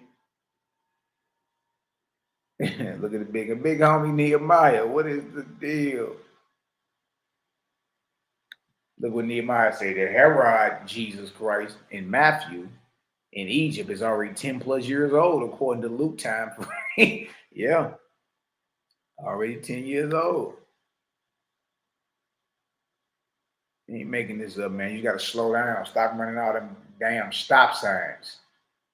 You dig? Don't play with me. Play with yourself. I don't like to be fooled and played with. You know, I mean, people, look, everybody know what's going on except you. Everybody back here high-fiving, cracking jokes. Huh? No, I don't like to be played with. Play with yourself. Look at this. Look at it right here. Scholars point out that there was no single census of the entire Roman Empire under Augustus, and the Romans did not directly tax client kingdoms. Further, no Roman census required that people travel from their own homes to those of their ancestors. A census of Judea would not have affected Joseph and his family, who lived in Galilee under a different ruler. The revolt of Judah of Galilee suggests that Rome's direct taxation of Judea was new at the time. Catholic priest and biblical scholar Raymond E. Brown,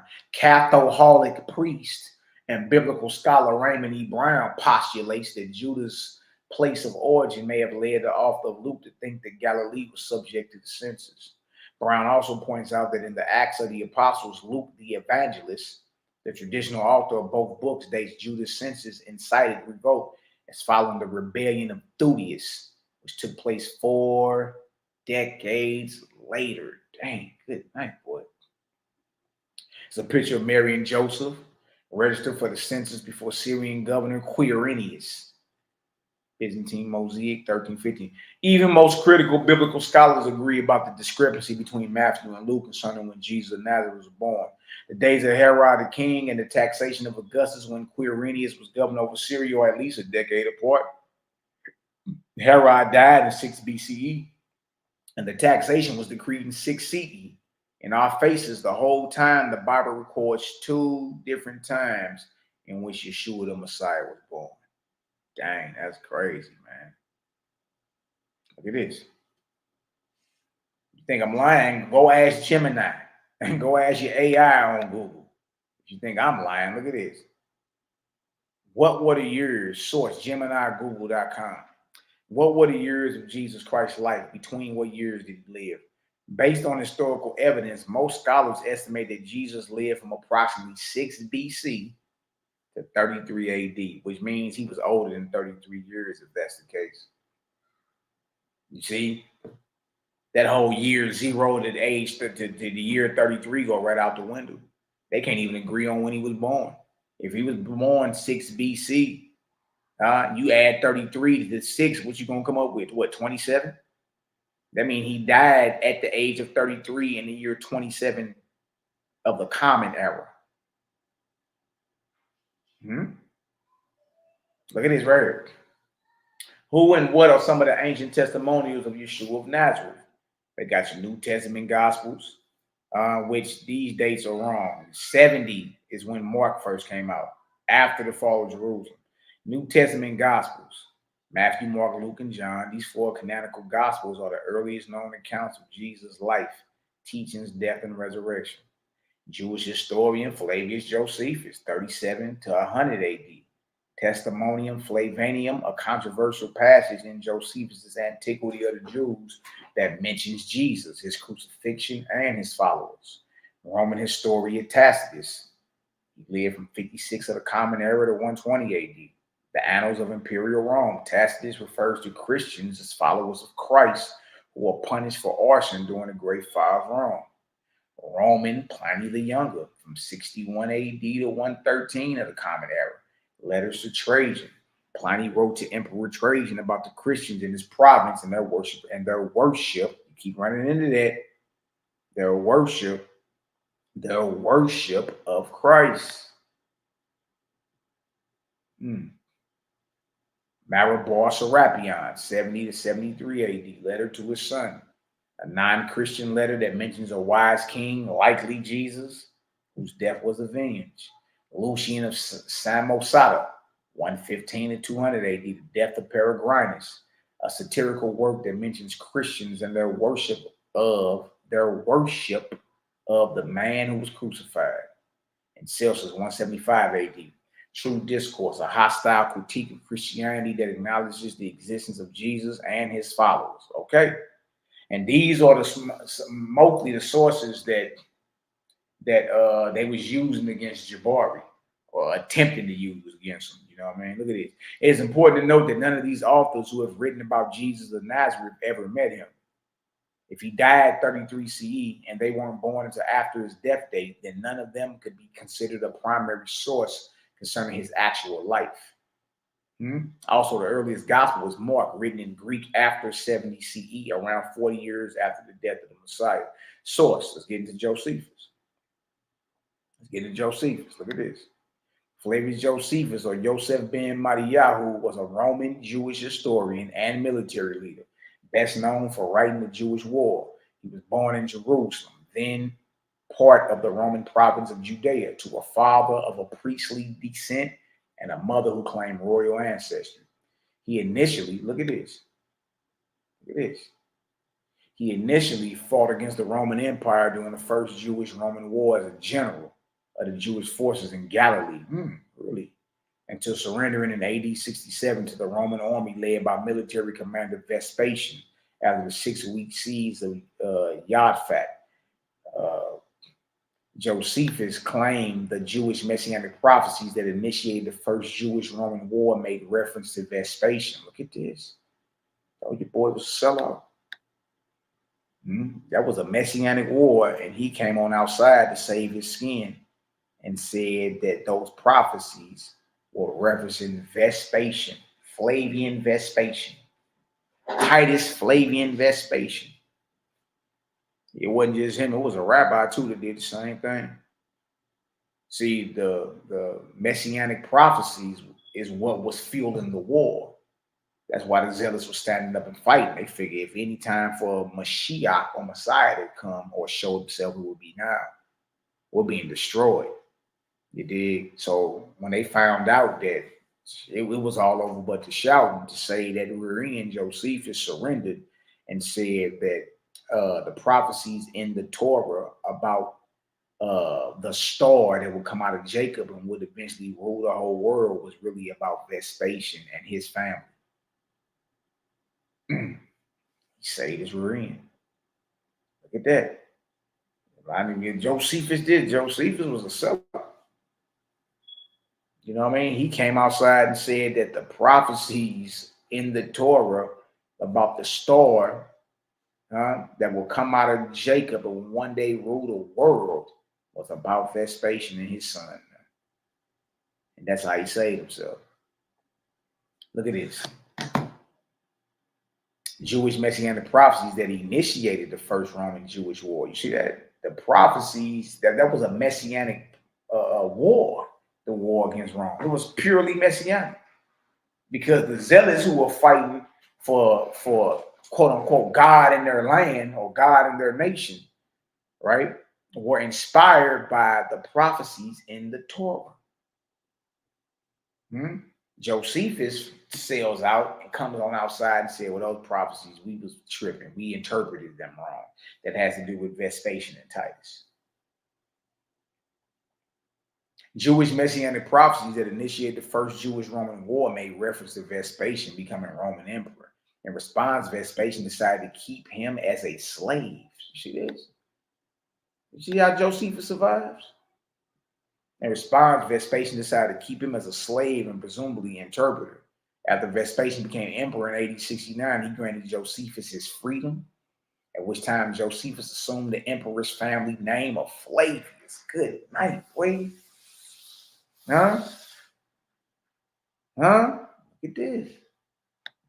Look at this. And this the only, and look, they was trying to tell Jabari, look, the only information we got from the first century comes from Josephus and the New Testament. That's it. You don't find that ironic? Out of everything that was going on in the first century, the only source that you have is Josephus. And a New Testament that he was in, that he had to be in on writing. Had to be. I mean, that's a whole nother topic, though. But look at this. Flavius Josephus fully defected to the Roman side and was granted Roman citizenship. Look at that. Sound like another misfit I know. He became an advisor and friend of Vespasian's son Titus, serving as his translator when Titus led the siege of Jerusalem in AD 70. Since the siege proved ineffective at stopping the Jewish revolt, the city's pillaging and the looting and destruction of Herod's temple soon followed. Josephus recorded the Great Jewish Revolt, AD 66 through 70, including the siege of Masada. His most important works were the Jewish War, written in 75, and Antiquity of the Jews, written in 94, the Common Era. The Jewish War recounts the Jewish revolt against Roman occupation, and Antiquities of the Jews recounts the history of the world from a Jewish perspective for an ostensibly Greek and Roman audience. These works provide valuable insight into first century Judaism. Look at this. That's all you got. And the background of early Christianity. Josephus's works are the chief source. Look at this. Are the chief source next to the Bible for the history and antiquity of ancient Israel. Bag drop, boy. You don't think that was thoroughly plotted and put together? How is it nothing else written about first century at all? All you got is that.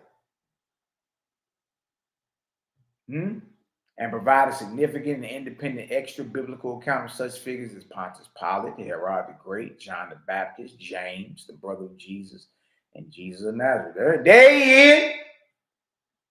There go Josephus right there. There your boy is right there. Look at him. Boy Josephus. Born Yosef ben Mattiyahu, 37 AD, died AD 100, had 5 sons. Academic background influences: Philo of Alexandria, Pharisees, Greco-Roman world. Academic work: era Hellenistic Judaism. Hellenistic Judaism.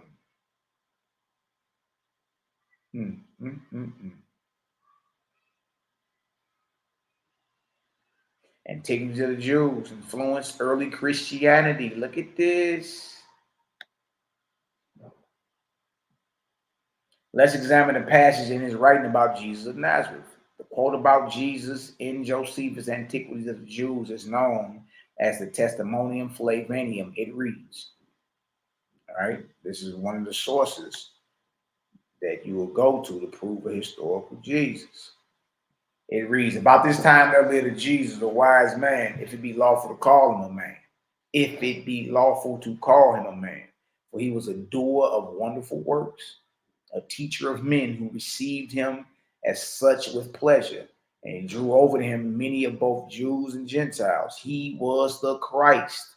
And when Pilate, at the instigation of the chief men among us, condemned him to the cross, those who had loved him at first did not forsake him. For he appeared to them alive on the third day, as the divine prophets had foretold these things, and many other marvelous things concerning him. And the tribe of Christians, so named from him, is not extinct at this day.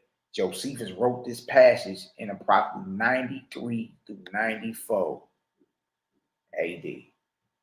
Notice this passage is written 60 years after the death of the biblical Jesus of Nazareth. Remember, he died circa 33 CE according to tradition. That's when he died.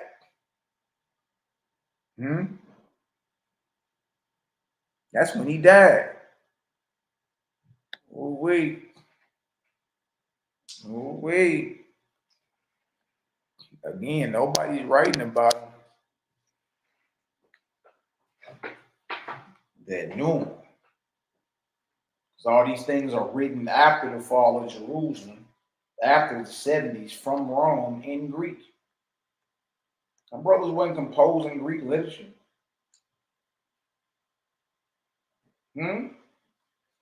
Bible New Testament tell you they were unlearned men. Fishermen and who you call peasants basically today, you know what I mean? See that? That's interesting. All right, let's keep going. Let's show some more.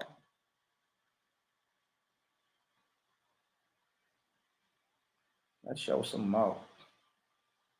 Source. Uh-oh. If y'all don't got this, I would suggest you get this. It's called Antiquity Unveiled. Ancient voices from the spirit realms disclose the most startling revelations, proving Christianity to be of heathen origin.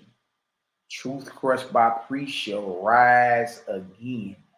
Truth crushed by priests shall rise again. Philadelphia Oriental Publishing Company, when 1892. Got a Library of Congress copyright on it, March 15th, 1893. Look at that.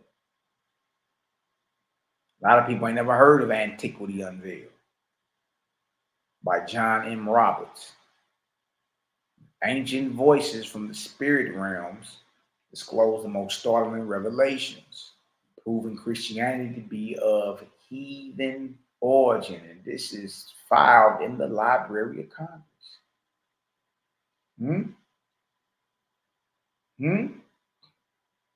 How about we got the testimony of every person that they go and say this proves a historical Jesus? How about every last one of them left a testimony in spirit that contradicts what history recorded about them? This is a spirit source book, meaning the information came from the spirit realm through a mortal medium or channel to testify of its truth. Originally published in 1892. What does Josephus have to say about Jesus of Nazareth since he's been in the spirit world? Uh-oh. Y'all, this is when it gets good. It get real good now. You know what I mean? Look at this. Flavius Josephus, Jewish historian. Remember, this is a spirit source book. This is Josephus' spirit testifying through a living medium. His truth. He had been long dead.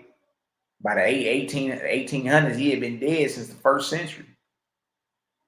He'd been dead like 1900 years.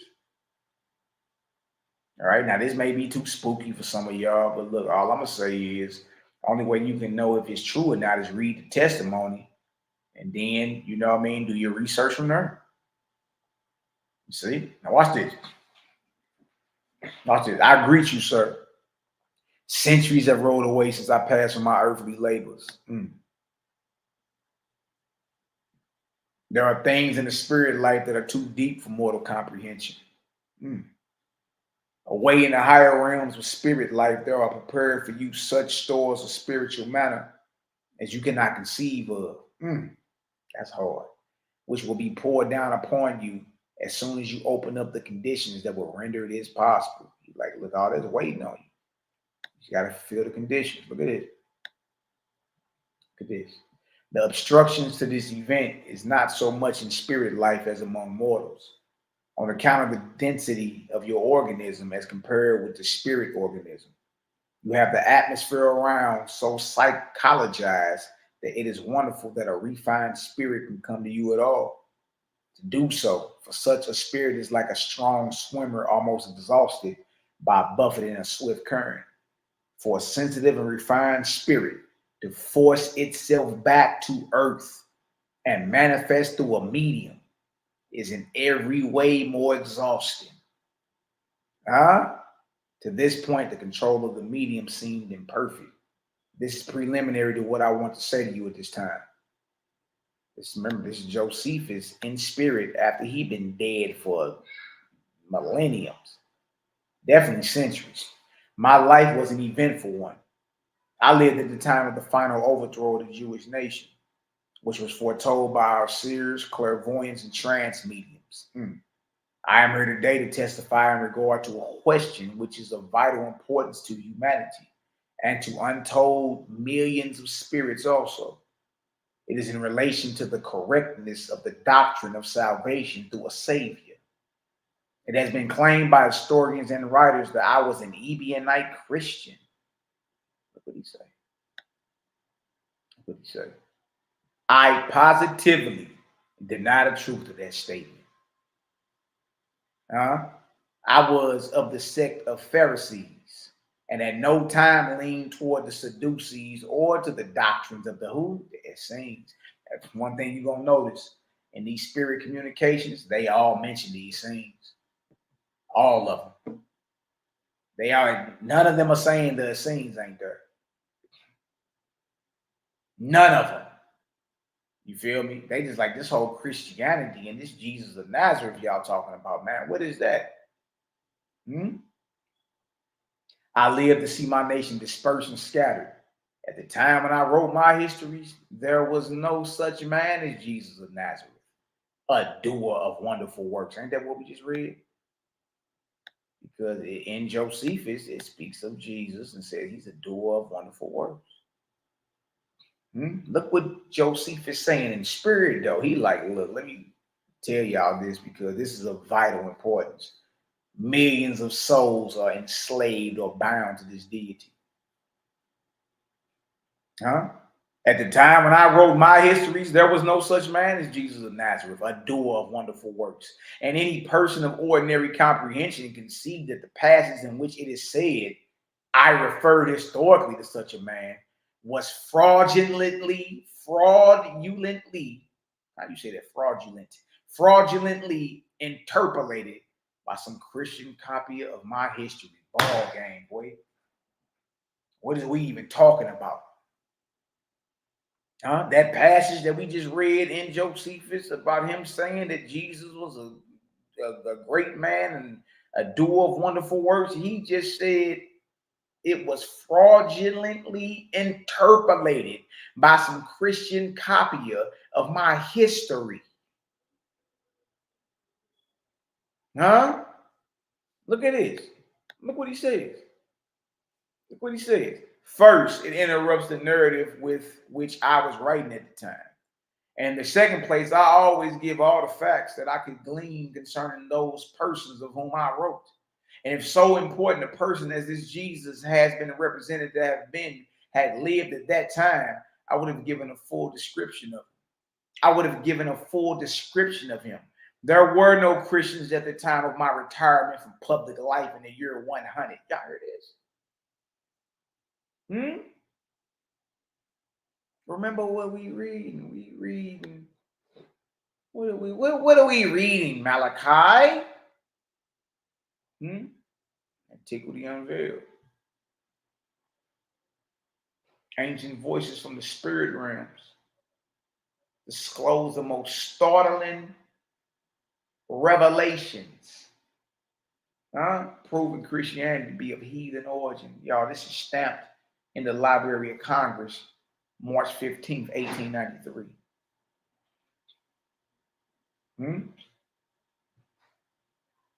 Let's get back to it. This ain't lick your finger scholarship. Right to it. No guesswork. Right to it.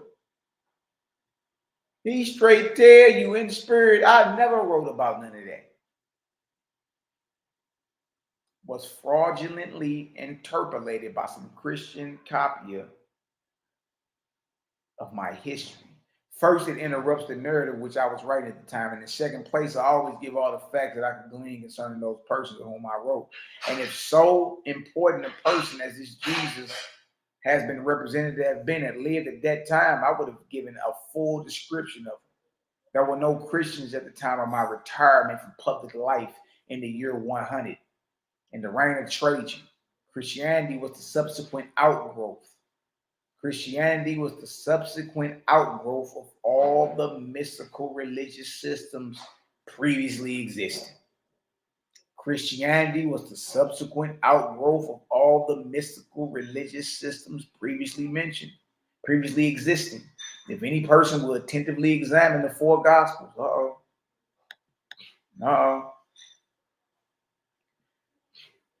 examine the four gospels, it will be found that all kinds of pagan worships are there expressed to the understanding of those who were initiated into a knowledge of the true meaning.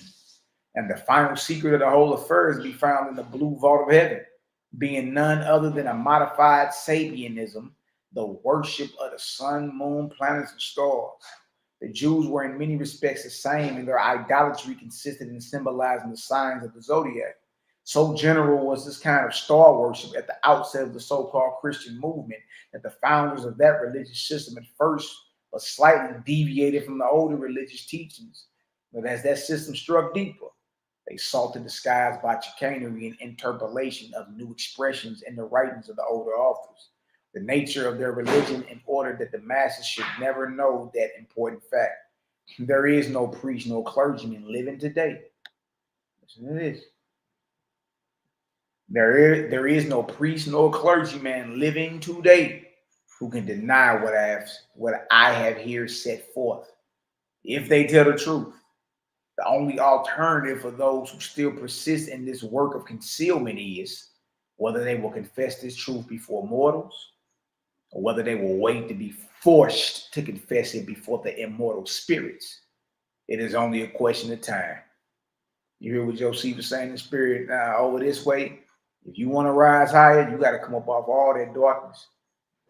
You got to stop being slick and trying to conceal and hide the truth. Knows what he said. Either you're going to do it while you're pulling earth through your bull nostrils, or you're going to wait till you're forced to confess it before the spirits in the heavens. Knows what he say. It's only a matter. It's not an if. It's only a when. It's only a matter of time. All things answer to Creator in the end. It don't matter. Look at this. To all these so-called spiritual leaders,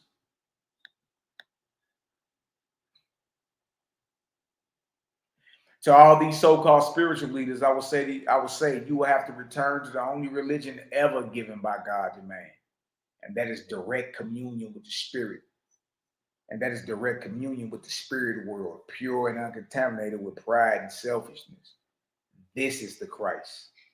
This is what he's saying as a spirit. To all these so-called spiritual leaders, Israelites, Christians, imams on down, Comitics, I will say you will have to return to the only religion ever given by God to man. And that is direct communion with the spirit world, pure and uncontaminated with pride and selfishness. This is the Christ. This is the Christ. This is the Messiah. This is the light. That is to save all men. Yours for the perpetuation of truth. Josephus. Dang, Josephus wasn't playing up.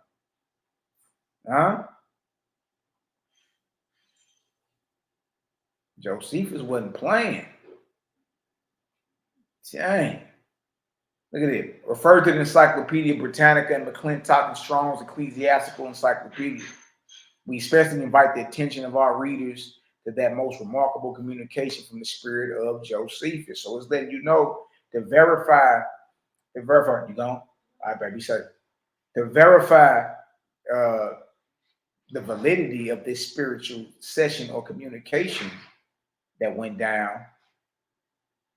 What you can do is what? Study the sources about Josephus, right? Refer to the Encyclopedia Britannica, McClintock, and Strong's Ecclesiastical Encyclopedia, right? So not only are the spirit sessions recorded, not only are they recorded in this book, it gives you the means to verify the validity of that communication by giving you the sources to research their life and to see if it add up at all. We especially invite the attention of our readers to that most remarkable communication from the spirit of Josephus.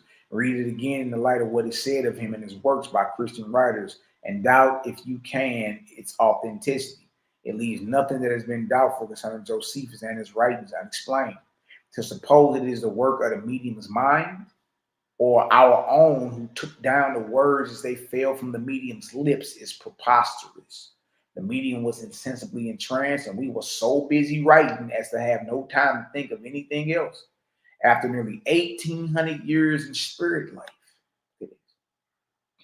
after much preparation and effort on the part of high and learned spirits who are cooperating with us in our efforts to get the naked truth before the world, this purified, refined, and exalted Jewish historian spirit returns and through an illiterate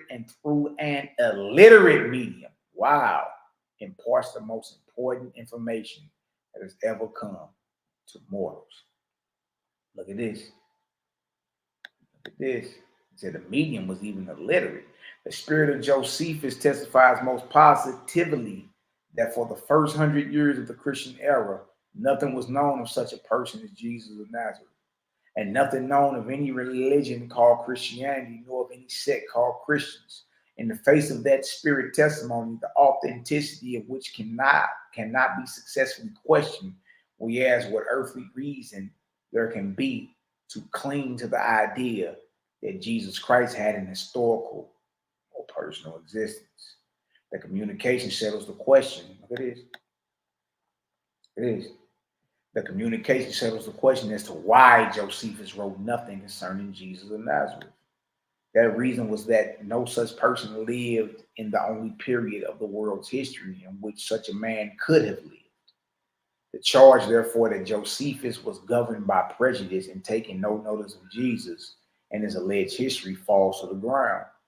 Josephus fully confirms the astro-theological nature of the four Gospels and the astronomical origin of the Jewish as well as the Christian religion. We regard the communication of Josephus as a whole as most important. Antiquity Unveiled, page 91 through 93. As we see, Josephus in spirit denies writing about Jesus of Nazareth. He boldly claims whatever is there was put there by a Christian interpolator after his death. What are the odds that there are on record testimonies from the spirits of the very men historians are using to prove historical Jesus? Their testimonies contradict what history recorded. What do we do at that point? If y'all get some understanding, go ahead and throw some 8s up in the chat, man. Gang in the building. We cooking. We cooking. You know what I mean? We are the cooking, man. It is what it is. All right.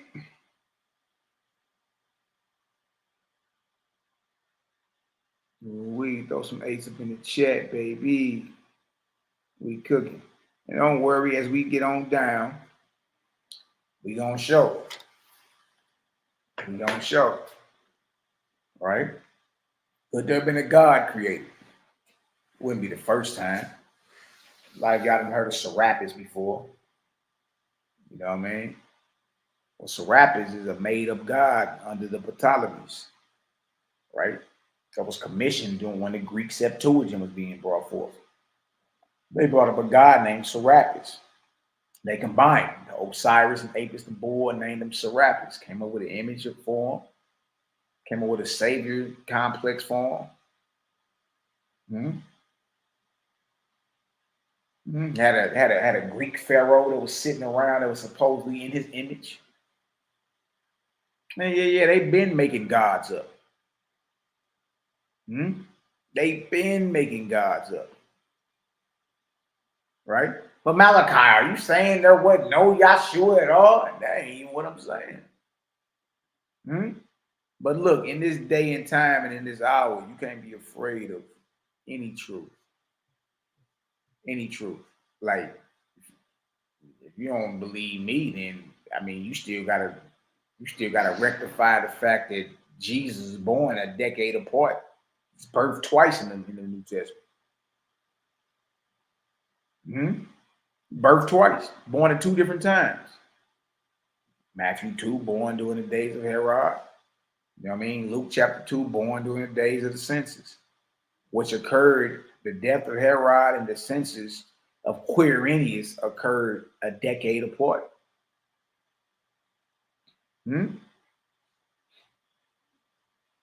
So the Bible don't even agree about when Yeshua was born.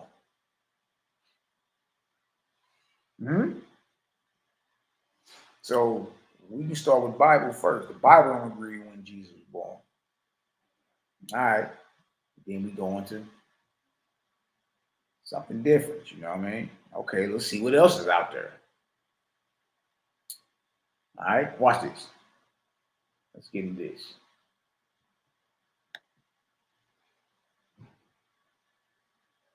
All right, who is Cornelius Tacitus, or Publius Cornelius Tacitus, known as Tacitus, lived AD 56 to 120, was a Roman historian and politician.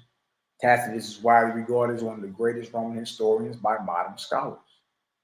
The surviving portions of his 2 major works, the Annals and the Histories, examine the reigns of the emperors Tiberius, Claudius, Nero, and those who reigned in the year of the 4 emperors, AD 69. These 2 works span the history of the Roman Empire from the death of Augustus, AD 14, to the death of Domitian, 96 AD. Although there are substantial lacunae in the surviving text. Life. Details about the personal life of Tacitus are scarce. What little is known comes from scattered hints throughout his work. The letters of his friend and admirer Pliny the Younger, and an inscription found at Malasa in Cairo. Tacitus was born in 56 or 57 to an equestrian family. The place and date of his birth, as well as his praenomen, first name, are not known. In the letters of Sidonius Apollinarius, his name is Gaius, but in the major surviving manuscript of his work, his name is given as Publius. Oh, Publius, look at me. One scholar's suggestion of the name Sextus has been largely rejected, family in early life. Most of the older aristocratic families failed to survive the proscriptions which took place at the end of the Republic. And Tacitus makes it clear that he owed his rank to the Flavian emperor. There are them Flavians, boy.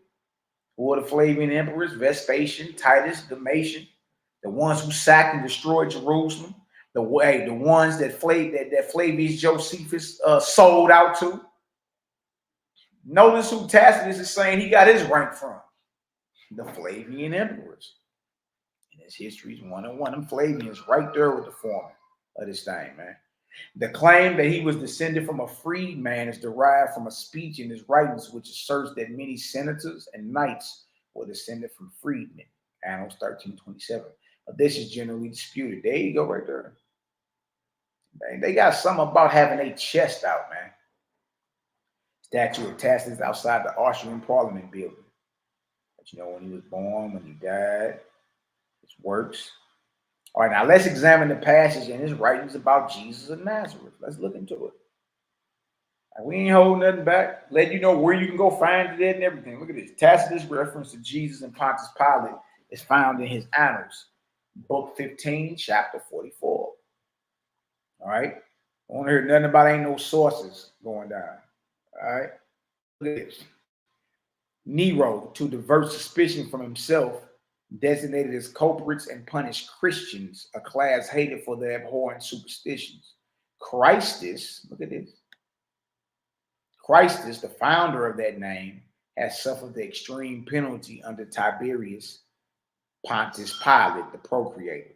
So when Tiberius Caesar was ruling, that's when Christ died under the procreator Pontius Pilate. The sect, though suppressed for a time, broke out again, and not only in Judea, but also in Rome. This passage was written approximately in the year 116 AD. Notice Tacitus writes this passage about Jesus and Pontius Pilate 83 years after the death of Messiah. He never met him either, as he wasn't born into this world until a whole 2 decades later.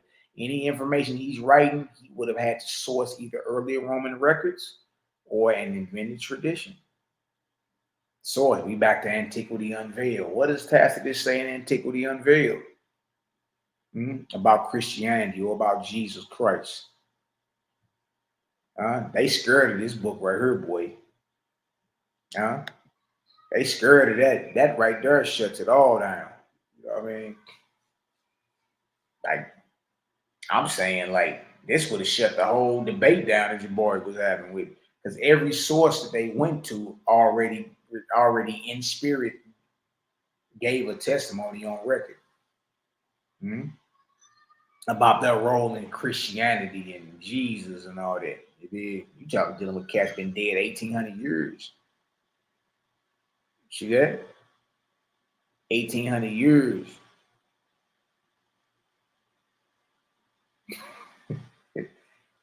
Somebody tight-lipped. Yeah. Hey, what you saying on is true. You should. Hey, look, he should be able to stand on his own merit. Okay. Look at this. Let's get into Cornelius Tacitus, a Roman historian. I don't know. The spelling on that is horrible. What are you doing, Malaki? Cornelius Tacitus, a Roman historian. This is in Antiquity Unveiled. All right, look at it. I salute you, sir. There may be many communications attributed to me, but nevertheless, there has been a great deal in my name that I have had nothing to do with. I have other work than coming here to mortals to deliver a eulogy over fallen greatness. I should not have come here had I not an important object in view. That object is to speak, as far as I'm concerned, in relation to a passage in my works that the Christians wish to make out refers to the Nazarene. Who were the Nazarites from whom the title of Jesus, the Nazarene, was derived? They were the people who were afterward called the Essenian Brotherhood. Look at this. See? Josephus done mentioned the Essenes, right? Right, and now we're dealing with Cornelius Tacitus. He like, look, you know what I mean? This who y'all talking about are Essenes. It ain't Christians. They were the people who were afterward called the Essenian Brotherhood. That sect originated at a place called Nazareth, a small village near Gaza. It was looked upon as the most contemptible place in all Judea or Syria. This sect, these Essenes or these Nazarenes, shaved their heads, wore a kind of a loose garment girded at the waist, and made no distinction as to their teachers. I also, at 3 different times in my life, saw spirit manifestations occur through that great medium, Apollonius of Tyana. We looked at some of his video earlier. Cornelius Tacitus saying, like, look, I had an opportunity to witness dude get down. All right. I saw him in the camp of Vespasian, where he was known as the Oracle. A Jew named Eleazar was a medium and attempted to show what the spirits could do through him in the presence of Vespasian. He wanted to supplant Apollonius in the confidence of that emperor. A witness of this attempt was one Flavius Josephus. Look at that. The countryman of the latter was defeated. He could get no manifestations in the presence of Apollonius. The manifestations occurred through Apollonius without hindrance. This is one reason why Josephus makes no mention of Apollonius or his work. Jealousy and discomfort rendered Josephus silent as to him. I lived, this is Tacitus, I lived from AD 52 to the beginning of the 2nd century. During most of that time, I knew almost everything that was taking place, and especially in Judea, because of the wars that were going on there. But I never heard of the Christian Jesus, nor of Christianity. Y'all heard that? I did, however, hear of the Nazarite sect. Shout out to the Nazarenes and the Saints, man.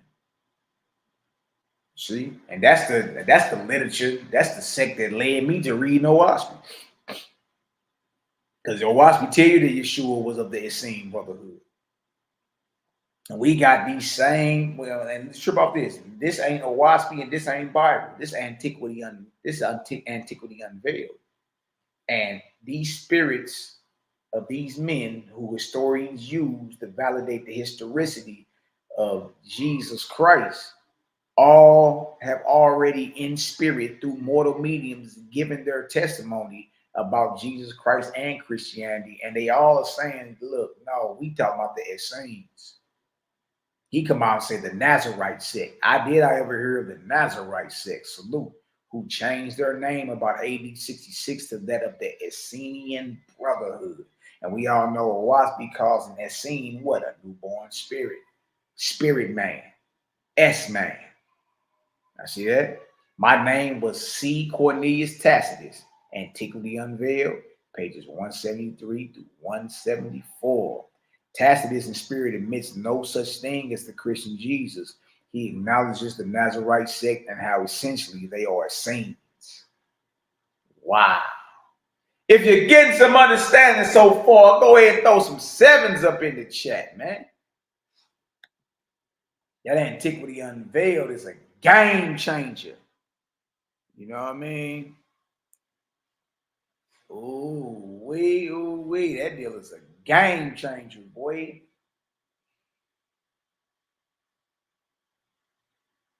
Ooh, wee. Look, y'all, they in spirit, like, look, who the world is confused as Christians, them was the saints. That was the Nazarite sect. You dig? Wait till you read about Yeshua and Owaspy. Tell you right in there that he was insane. And then it's gonna give you the year of his birthday and the year of his death date. You dig? And peep how that's totally different than what Bible was offering in Matthew chapter 2 and Luke chapter 2. You already got 2 different birth dates, 2 different times Jesus was born, recorded in the Gospels. Ain't nobody get around it. You can try. You know what I mean? The apologists have tried to make Quirinius governor over Syria back during 4 BC when Herod was no, it's all reaching. All right, we get an understanding. All right, but again, what are the odds that every source that those who believe in the historical Jesus will go to prove his historicity all have a spirit testimony, and it all contradicts what history is written about them? It's all over but the shout. They brought up Pliny the Younger. They brought up Josephus in that debate. They brought up Tacitus, who we just went into. Both Josephus and Tacitus tell you that they didn't write about Jesus or no Christians. Right? I do acknowledge it was a Nazarite sect, though, who later changed their names to the Essenes. Oh, that's powerful. Shout out to the Nazarenes and the Essenes, man. All right, come on. We ain't atheists over here. We ain't over here telling you it ain't no historical Yeshua. We just telling you, watch out, you've been played with. You ready to go jump out here, go gadget, click your heels, and go on some type of jihad mission. All right? Most y'all need to sit down somewhere. Most y'all, third. As soon as the wind blow a certain way, you be ready to kill your child. I asked that Millie Mouth Negro if he would kill his child. If his God told him so. And that'll let you know what kind of inspiration he's dealing with. If a hell to the no don't come off his mouth before you finish asking your question, that boy is compromised. He ain't got no light to offer us. You would kill your child or anything breathing. or kill your loved ones or anything breathing if the wind blow the wrong way. If it's too much atmospheric pressure skip across your earlobes. You ready to go lay something down. That ain't the creator of all creation. The creator wouldn't tell you to murder nothing that he done created alive. Before any of y'all think y'all trying to scrutinize or check nuts or whatever y'all claim y'all doing, listen to me. Listen to me. You got to clean up your own backyard first. No? Bible already contradicted itself when it come down to just this topic. Tell you mad at me for? You can lick your fingers and pour over all these so-called passages. You can conjugate your verbs. You can exegete and do whatever the hell else you claim you're doing. Parse. You can do whatever the hell else you do. Look, it ain't going nowhere. Who was Pliny the Younger? Somebody else that was brought out. Josephus, Cornelius Tacitus. Now we're dealing with Pliny the Younger. Gaius Plinius Caecilius Secundus, better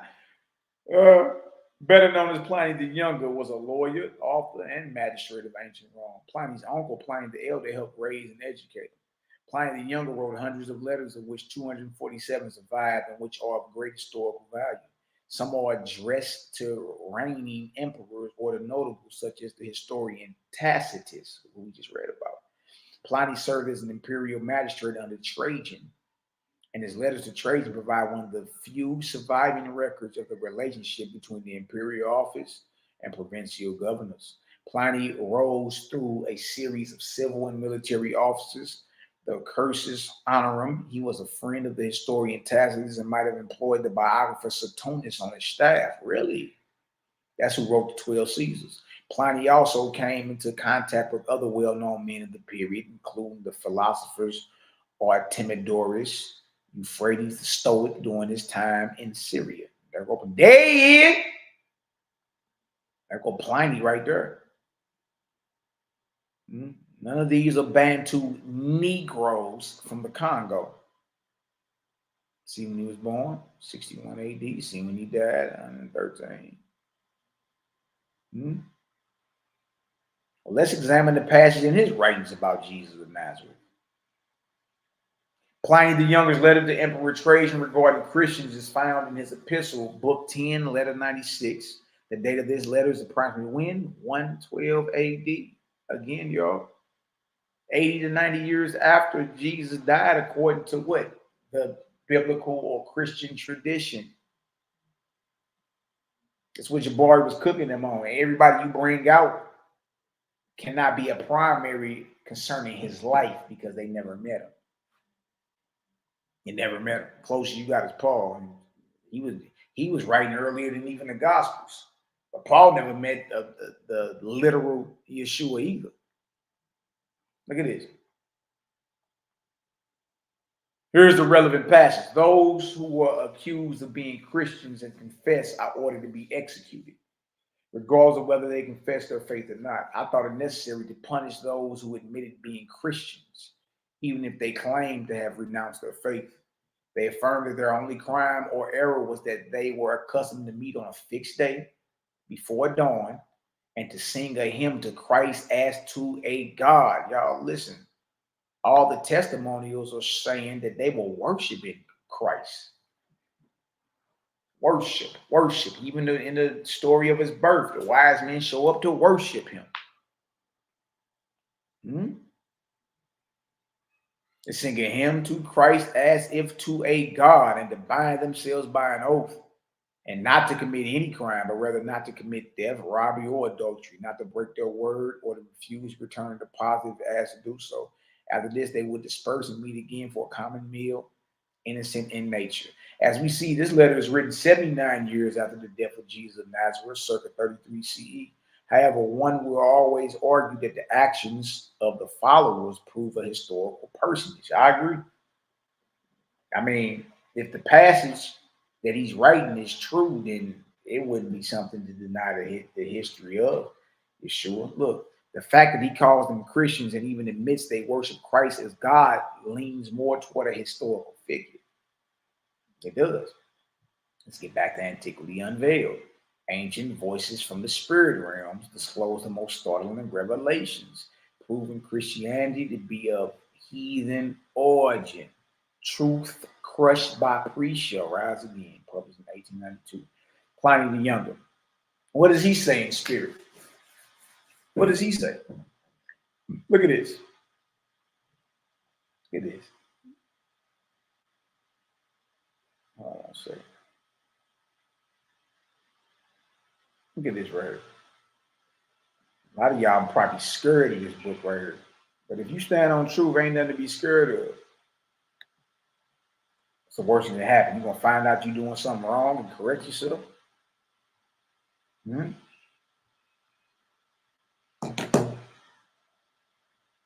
look at this right here. Sir, time is nothing to a spirit. We never grow old, but we are cramped by our mortal conditions. I was appointed to the position of counsel or procurator of Bithynia and Pontus about the last part of the 1st century of the Christian era by Trajan of Rome. And as I am an important witness in the settlement of the dispute concerning the reality of Jesus Christ, I come here today by the invitation of a Persian sage, Agamor. The latter is the controlling guide of the medium. It says right here, of the greatest proofs that the Christians bring forward to establish the historical existence of Jesus is from my letter to Trajan. Look at this. The greatest proofs that the Christians bring forward to establish the historical existence of Jesus is from my letter to Trajan. Look at this. I did write such a letter. So he's saying, yeah, I wrote a letter to Trajan. I wrote plenty of letters. I did write such a letter, but the name Christian was not to be found in it. That word is a forgery. The word I used was Essenes, not Christian. So you got Josephus saying Essenes. You got Tacitus saying Essenes in the Nazarite sect. Now you got Pliny the Younger. He's saying, look, they wrote Christian in my letters. Hold on for a second.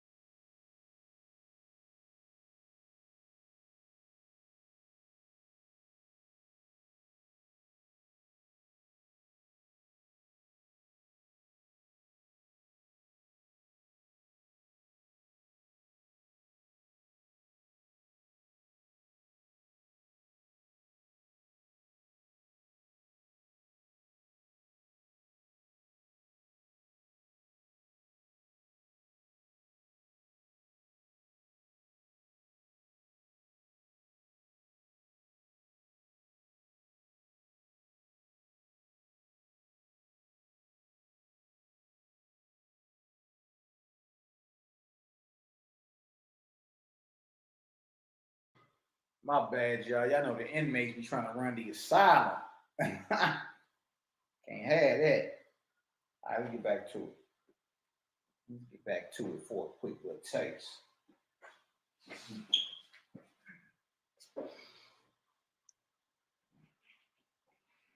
Look at this right here. So we got who we got? We got Josephus, we got Tacitus, and now even Pliny saying, like, look, all these, like, you got Christian interpolators and Christian copiers and forgers of history, like going to these brothers' works after they're dead and writing Christian and writing Jesus Christ into their records. This is their testimony. You know what I mean? After they've been dead 1,800 years. Wow. That's crazy. Now look at this right here.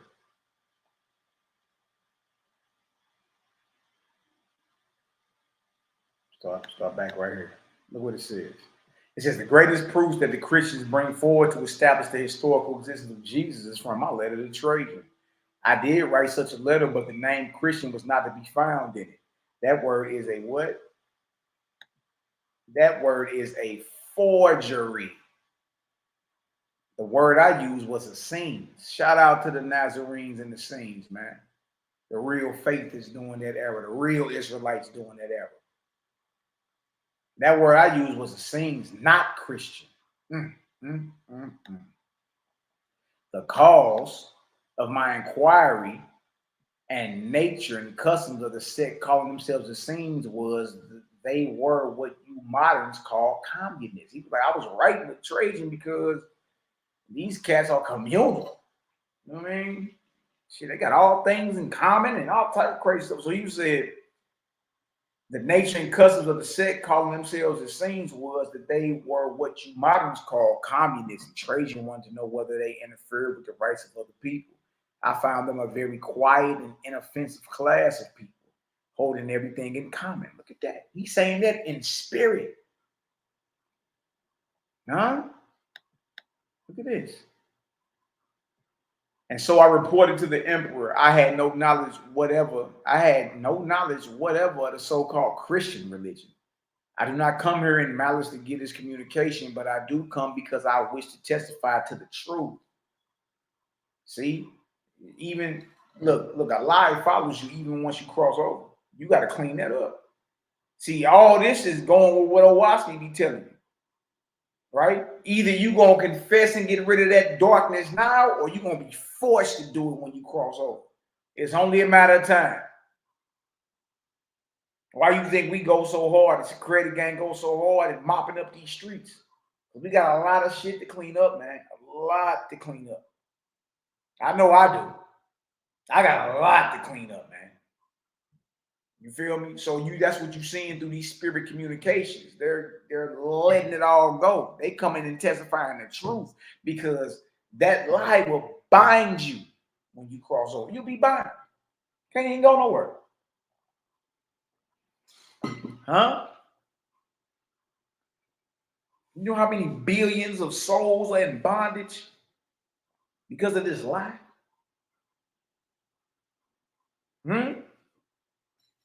And you wonder why the creative gang is shadow banned. You know, they avoid us like the plague, boy. What is you talking about? They avoid us like the plague. This type of information right here, y'all, is what's called an extinction level event. This would utterly destroy your so-called faith. You know what I mean? But the beautiful thing about us is we ain't just taking something away and not providing something better for you. You know what I mean? But all truth is truth. And if what you stand on is right, it should be able to withstand any of this. Ain't no need to get mad. Look at it. But I do come because I was to testify to the truth as I hope for future happiness. Look, in spirit, he's still looking for future happiness. As I hope for future happiness, I affirm that what I have stated here is the positive and absolute truth. I have fulfilled my mission. Sign me, Pliny the Younger. Dang. Dang. Look at little Pliny. Old Pliny the Younger looking at this. Huh? Look at this. Now, so he's done communicating. And now, you know, the history of Pliny kicks in. It says, if that communication is genuine, then the disputed points as to the letter of Pliny to Trajan are clearly explained and set at rest. That it is genuine, I confidently believe. The letter to Trajan was by Pliny, but made no reference to a sect called Christians, but to the sect of the Essenes, from whom the Christian priesthood borrowed much of what they claim was divine and infallible truth. Look, you see Christianity taking stuff from everywhere, including the real faithists and Israelites. They're saying.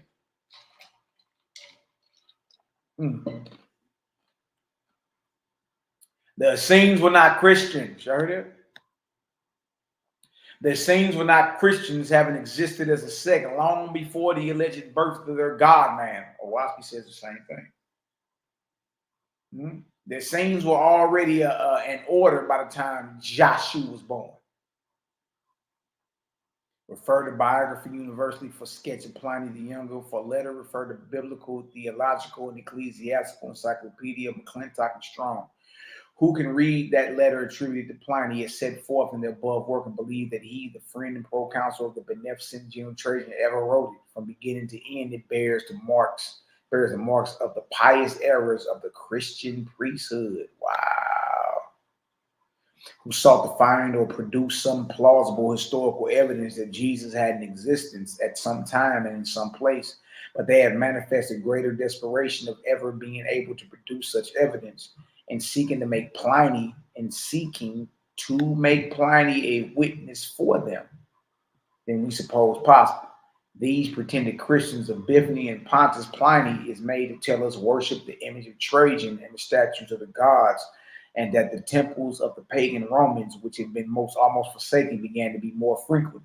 That the sacred pagan solemnities, after a long interval and revived, were victims for sacrifice were brought up, whereas for a time there were few purchasers.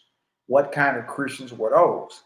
In the light of the above communication of the spirit of Pliny and the internal evidence of fraud and forgery in the letter attributed to Pliny, we may conclude beyond all doubt or question that the letter was a pious fraud. That letter of Pliny to Trajan was what? A pious fraud of a most unpardonable character. Wow. It is no wonder that independent investigators of Christian evidences have regarded it as spurious. Wow.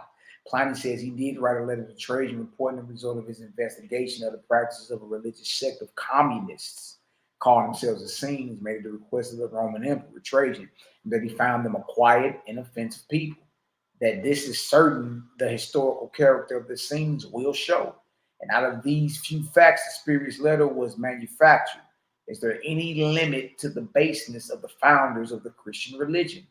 We have failed to reach it yet. Applied to the mystical ascetics, it seems the letter of Pliny becomes most appropriate and intelligible, but is applied to the Christian sect wholly irrelevant and absurd. But in the light of the explanation contained in the foregoing communication, the true import of Pliny's letter becomes clear, and that as late as the beginning of the 2nd century AD, no such person as Jesus Christ was known, and no such people as Christians had ever been heard of.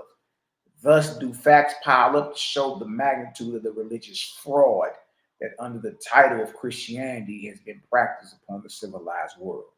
In view of such spiritual developments as the above, if it is asked of what use is spiritualism, we in turn ask, what use is truth? Pliny the Younger in spirit testifies of the Essenes and not of the Christians or Christianity. Even his letter to Emperor Trajan was about the Essenes. Also, never forget to ask yourself, what is the motive behind these spirits lying through this medium? In other words, what do they gain spiritually by lying in their testimonials? Ooh-wee, ooh-wee, ooh-wee. If you're getting some understanding, throw some foes up in the chat, family. We cooking. Who we got, man? We got Josephus, we got Tacitus, we got Pliny the Younger. Who we were pulling up next? Uh-oh, not the Christian Bishop Eusebius. I don't know, Eusebius is 4th century. Common era. He 300-400 years after the life and death of Jesus or Yeshua. Huh? We getting some understanding. Again, Antiquity Unveiled is a game changer, boy. Oh, my bad. That's too small. All right. Yeah, right here. There you go. Oh, wee. Oh, wee, oh, wee. Let's get into it. Let's keep going. There's a lot of good. There's a lot of good eating up in here, man. There's a lot of good eating. Let's go into Eusebius. How ironic they all got a spirit testimony already on record. I find that amazing. Eusebius of Caesarea, AD 260 to AD 339, also known as Eusebius Pamphilus, was a Greek Syro-Palestinian historian of Christianity, exegete, and Christian polemicist. In about AD 314, shout out to the loop, boy. In about AD 314, he became the bishop of Caesarea Maritima in the Roman province of Syria, Palestine. Look at it. All right, now mind you, we 300-400 years after the death of who we call Yeshua. Together with Pamphilus, Eusebius was a scholar of the biblical canon and is regarded as one of the most learned Christians during late antiquity. He wrote the demonstrations of the gospel, preparations for the gospel, and on discrepancies between the gospels. Oh, he knows there's discrepancies. Huh? Studies of the biblical text. His work, Onomastion, is an early geographical lexicon of places in the Holy Land mentioned in the Bible. As father of church history, it's Eusebius, as father of church history, not to be confused with the title of church father. He produced the ecclesiastical history on the life of Pamphilus, the chronicle, and on the martyrs. He also produced a biographical work on Constantine the Great, the first Christian Roman emperor, who was Augustus between AD 306 and AD 337. Well, Eusebius, there he is. Eusebius of Caesarea. There he is right there. Look like a Keebler elf with them ears, boy. Huh? 6th century Syriac portrait of Saint Eusebius of Caesarea from the Doula Gospels. Okay. Sources. Little was known about the life of Eusebius. His successor at the See of Caesarea, Acacius, wrote a life of Eusebius, a work that has since been lost. Eusebius' own surviving works probably only represent a small portion of his total output. Beyond notices in his existing writings, the major sources are the 5th century ecclesiastical historians Socrates, Solomon, and Theodoret, and the 4th century Christian author Jerome. Look at that. That's the Latin Vulgate right there. There are assorted notices of his activities in the writings of his contemporaries, Athanasius, Arius, Eusebius of Nicodemia, and Alexander of Alexandria. Alexander of Alexandria, okay. Eusebius' pupil, Eusebius of Emesa, provides some incidental information. Early life. Most scholars date the birth of Eusebius at some point between AD 260 and 265. He was most likely born in or around Caesarea Maritima. Nothing is known about his parents. He was baptized and instructed in the city and lived in Syria, Palestine in 296. When Diocletian's army passed through the region in the life of Constantine, Eusebius recalls seeing Constantine traveling with the army. Eusebius was made presbyter by Agapius of Caesarea. Some, like theologian and ecclesiastical historian John Henry Newman, understand Eusebius' statement that he had heard Dorotheus of Tyre expound the scriptures wisely in the church, to indicate that Eusebius was Dorotheus' pupil while the priest was resident in Antioch. Others, like the scholar Diaz Wallace Hadriel, deemed the phrase too ambiguous to support the contention. Through the activities of the theologian Origen and the school of his follower Pamphilus, Caesarea became a center of Christian learning. This is 4th century, y'all. Origen was largely responsible for the collection of usage information, or which churches were using which gospels. Hold on. Who was? We got in too. Hold on. Origen was largely responsible for the collection of usage information, or which churches were using which gospels, regarding the text which became the New Testament, or which churches. Origen was largely responsible for the collection of usage information. What is usage information, Malaki? Which churches were using which gospels? Regarding the text which became the New Testament, which churches were using which gospels regarding the text which became the New Testament? Ain't no Bantu Negroes from the Congo coming up with decisions concerning your history. your Bible, quote unquote. Look at this. The information used to create the late 4th century Easter letter, which declared accepted Christian writings, was probably based on the ecclesiastical history of Eusebius of Caesarea, wherein he uses the information passed on to him by Origen to create both his list and Origen's list. Eusebius' list of what? Y'all New Testament writings. Look at this. Eusebius got his information about what texts were accepted. Look at this. Look at this. Eusebius got his information about what texts were accepted by the 3rd century churches throughout the known world. Eusebius got his information about what texts were accepted by the 3rd century churches throughout the known world, a great deal of which Origen knew of firsthand from his extensive travels from the library writings of Origen. Good night. On his deathbed, this is Eusebius. On his deathbed, Origen had made a bequest of his private library to the Christian community in the city. Together with the books of his patron, Ambrosius, Origen's library, including the original manuscripts of his works, formed the core of the collection that Pamphilus established. Pamphilus also managed a school that was similar to, or perhaps a reestablishment of, that of Origen. He was compared to Demetrius Phalerum, as well as to another evidently learned scholar by the name of Pisistratus. For Pamphilus had gathered Bibles from all parts of the world. Like his motto, Origen, Pamphilus maintained close contact with his students. Eusebius, in his history of persecutions, alludes to the fact that many of the Caesarean martyrs lived together, presumably under Pamphilus. Soon after Pamphilus settled in Caesarea, he began teaching Eusebius, who was then somewhere between 20 and 25. Because of his close relationship with his schoolmaster, Eusebius was sometimes called Eusebius Pamphili, Eusebius, son of Pamphilus. The name many also indicate that Eusebius was made Pamphilus' heir. Pamphilus gave Eusebius strong admiration for the thought of Origen. Neither Pamphilus nor Eusebius knew Origen personally. Pamphilus probably picked up Origen's ideas during his studies under Origen Jr. in Alexandria. Eusebius' preparation for the gospel bears witness to the literary taste of Origen.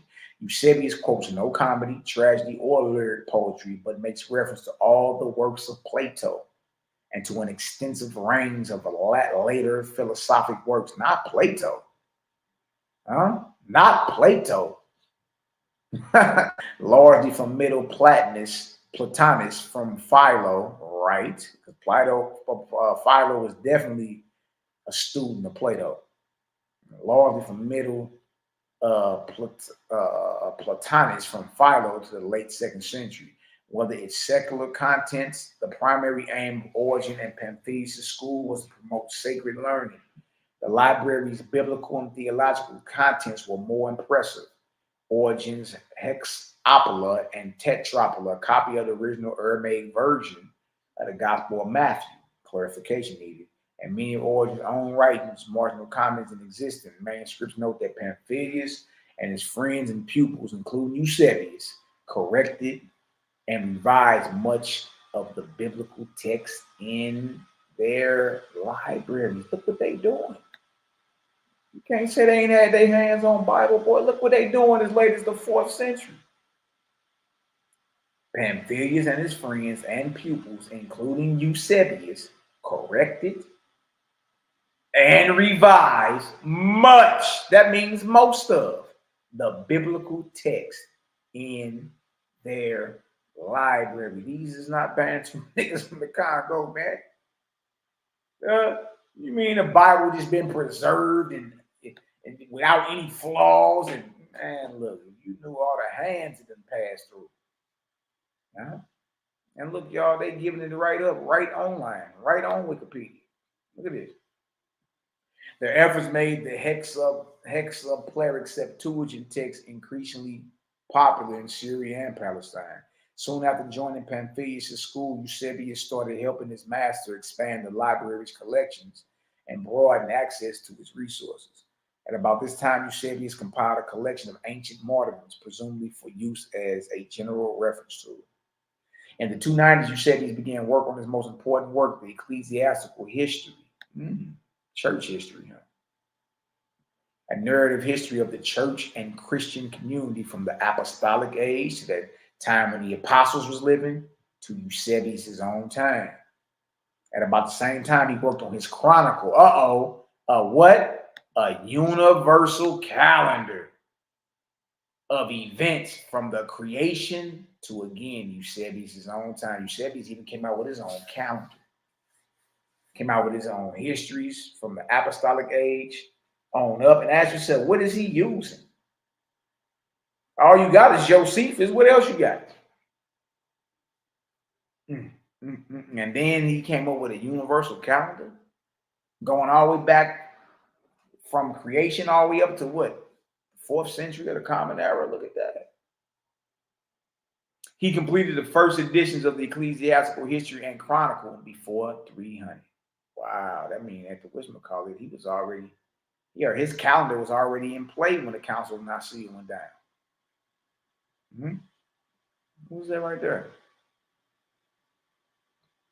They're going to tell you Eusebius was black.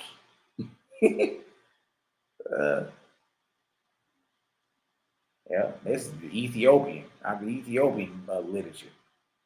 Eusebius and Carpianus in the Gospel Book at Amba Gashan.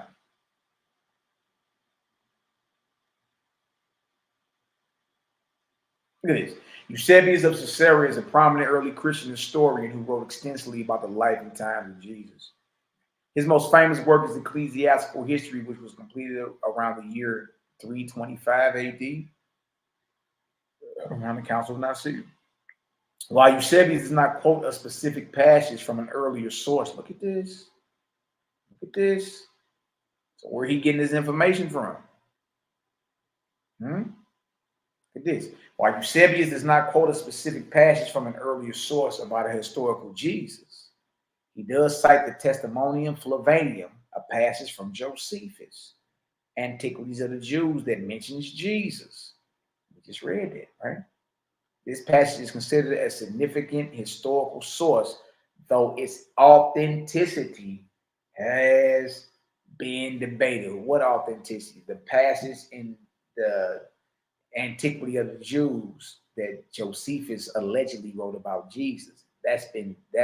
The authenticity of that passage has been debated, y'all, for a very long time. Centuries. Eusebius quotes the Testimony of Flavanium in his Ecclesiastical History, Book 1, Chapter 11. The passage reads, about this time there lived Jesus. So Eusebius is quoting Josephus about Jesus. What else would he be using? About this time there lived Jesus, a wise man, if it be lawful to call him a man, for he was a doer of wonderful works, teacher of men, who received him as such with pleasure. And he drew over to him many of both Jews and Gentiles. He was the Christ. And when Pilate, at the instigation of the chief men among us, condemned him to the cross, those who had loved him at first did not forsake him, for he appeared to them alive on the third day, as the divine prophets had foretold these things, and many other marvelous things concerning him. And the tribe of Christians so named from him is not extinct at this day. It is important to note that Eusebius' primary purpose in quoting this passage was to support the historicity of Jesus and the Christian faith. While he does not, look at this, while he does not explicitly state the source of this quotation, it is generally believed to be from Josephus, Antiquity of the Jews. Look at this. Notice Eusebius is writing about the life and times of Jesus of Nazareth 300 years after his death, in which all scholars date to circa 30 to 33 CE. Eusebius was not a contemporary, or is he a primary source concerning the life of Jesus of Nazareth? Source. Back to Antiquity Unveiled. Eusebius in her too? No, we can got Josephus. We got who? Cornelius Tacitus. We got who? Pliny the Younger. And now we got Eusebius. He in her too? What the hell he got to say? Dang. Let's read it. Let's read it. Let's read it. Let's read it. I yield under protest. So Eusebius didn't even want to be there giving his testimony in spirit. Wait till you hear what he's saying. I yield under protest. I hate both my mortal and spiritual life. Wow. I acted here and still do act a living lie. I acted here and still do act a living lie.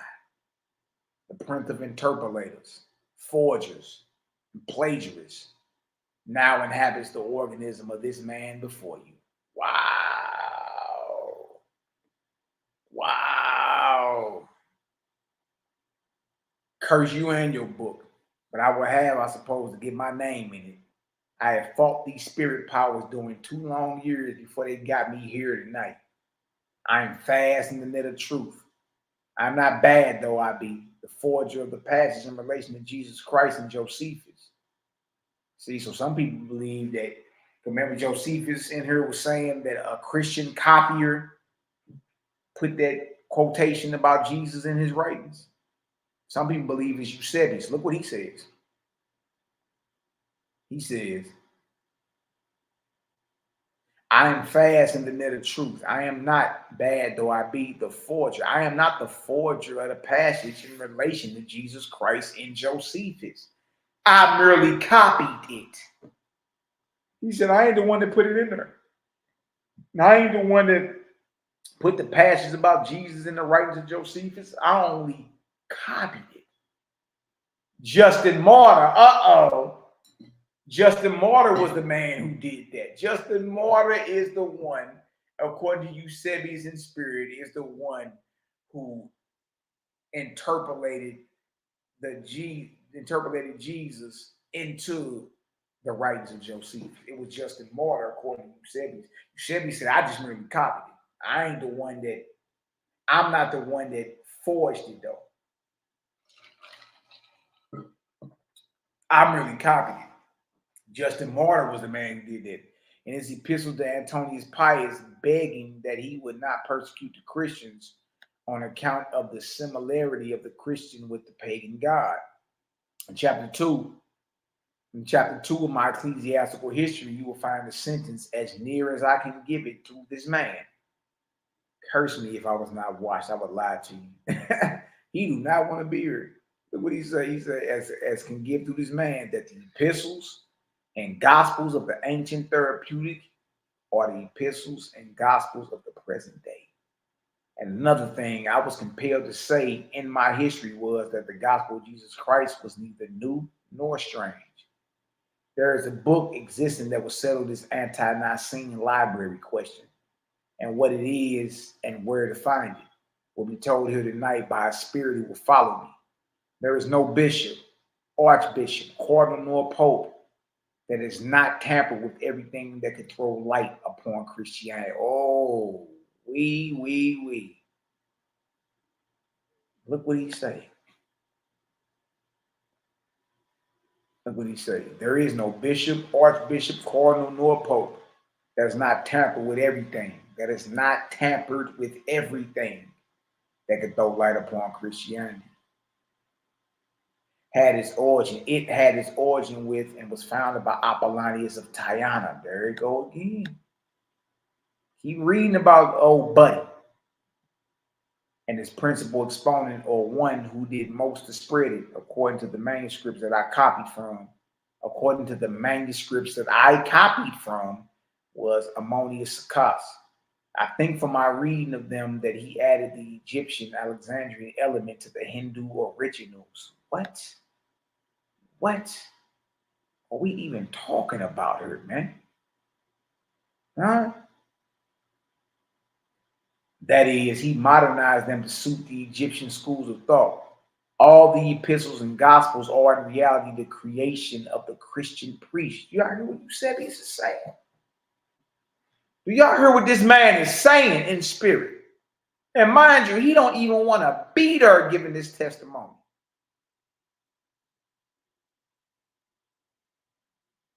Wow. All the epistles and gospels are in reality the creation of the Christian priests. Some were named as early as the 2nd century and some not until the 4th century. Y'all hear this? mean, they didn't even have names on them until the 2nd and 4th centuries.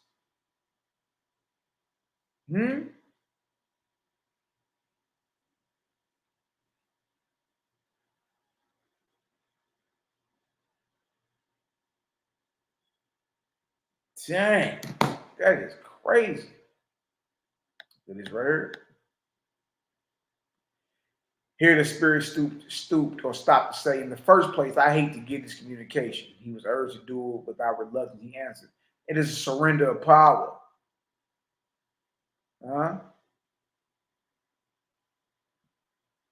No man likes to give up power. He then resumed his communication. All the Gospels and epistles of Apollonius of Tyana were in what might be termed the Syriac, Hebraic, or Samaritan tongue. And the Greek writers translated them in those early ages to suit themselves. That Christianity and paganism were identically the same can be proven very easily by the feast in honor of Adonis or Adonai,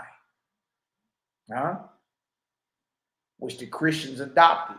That is the Catholic Christians, and which is now their Easter festival. And you can see this at Rome on any Easter day. It requires very little learning to see their identity. The original, if ever there was an original, Jesus Christ was a Hindu god. Dang. Known under the name of Christos or Krishna, the modern way of spelling it, to disguise the real truth. According to documents that were existing in my day, this Christos or Krishna was worshipped. See, the whole thing is about worship. Was worshipped in the temple of Mathura on the Jumna in the days of San Koniathan, 1200 years BC. Positive evidence of what I think is to be found in some manuscripts of the time of Alexander the Great, still extant 330 BC. I do not come here tonight to confess anything willingly. Look what he said. I am caught in a web of circumstances, trapped by spirits who know more than I do. I have confessed. Look what he said. Dang. I have confessed only what their power made me confess. I have had to do it. You know my name. We reply, Eusebius of Caesarea. He replied, I am Eusebius of Caesarea.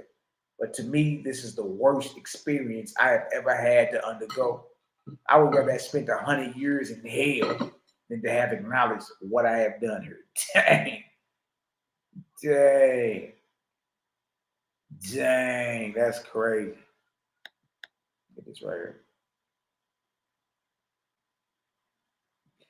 At our request, the Spirit consented to allow us to make an appeal to him to reconsider his past life as a necessary step to his own happiness, as well as an act of justice to the thousands of millions of spirits who have been kept in darkness. Thousands of millions, y'all. Dang. Dang. Ignorance and misery, mainly through his dishonest and untruthful inculcations. He heard us with attention and patience, and in leaving the control, promised to weigh well what he had said to him, and to return to make known the result. In view of the great importance of that communication, we will give such facts concerning Eusebius as will serve to give it its due weight of Eusebius. All right? Dang.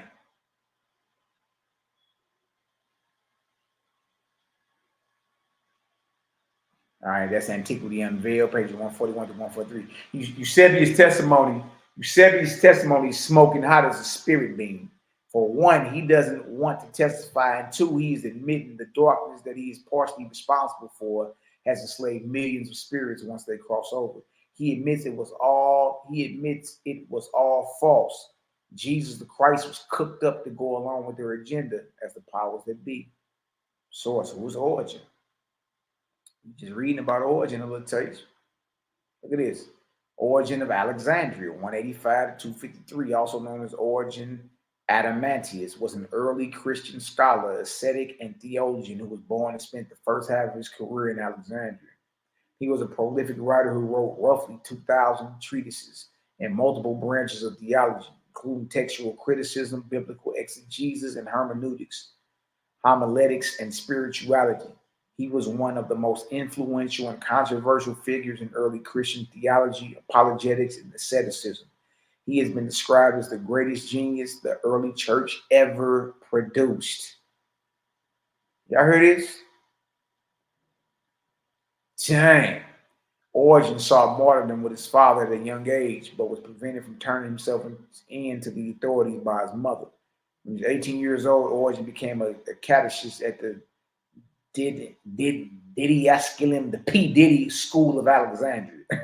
He devoted himself to his studies and adopted ascetic lifestyle. He came into conflict with Demetrius, Bishop of Alexandria in 231 after he was ordained as a presbyter by his friend Theoclotus. It goes on even further about young Origen. That's supposed to be a depiction of Origen, representation of Origen, writing from a manuscript in numerous.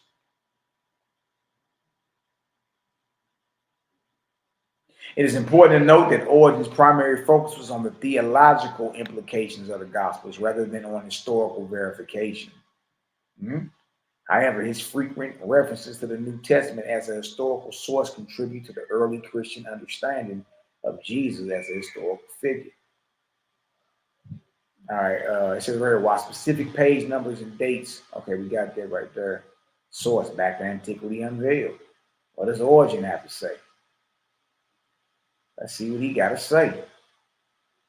Dang.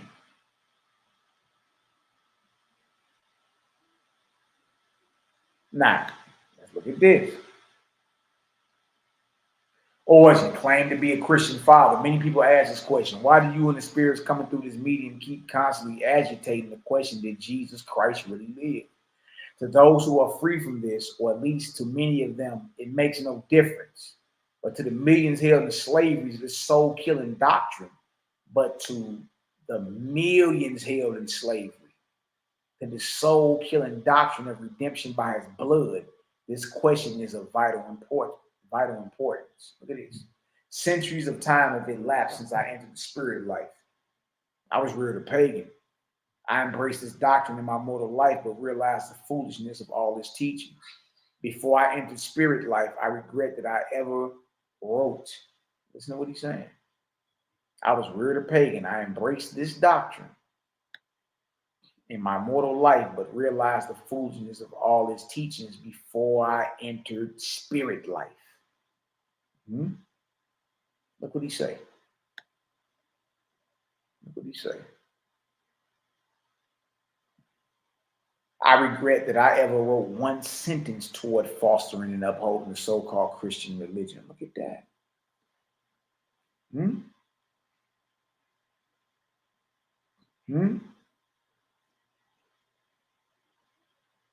He said, what? I regret that I ever wrote one sentence toward fostering and upholding the so-called Christian religion.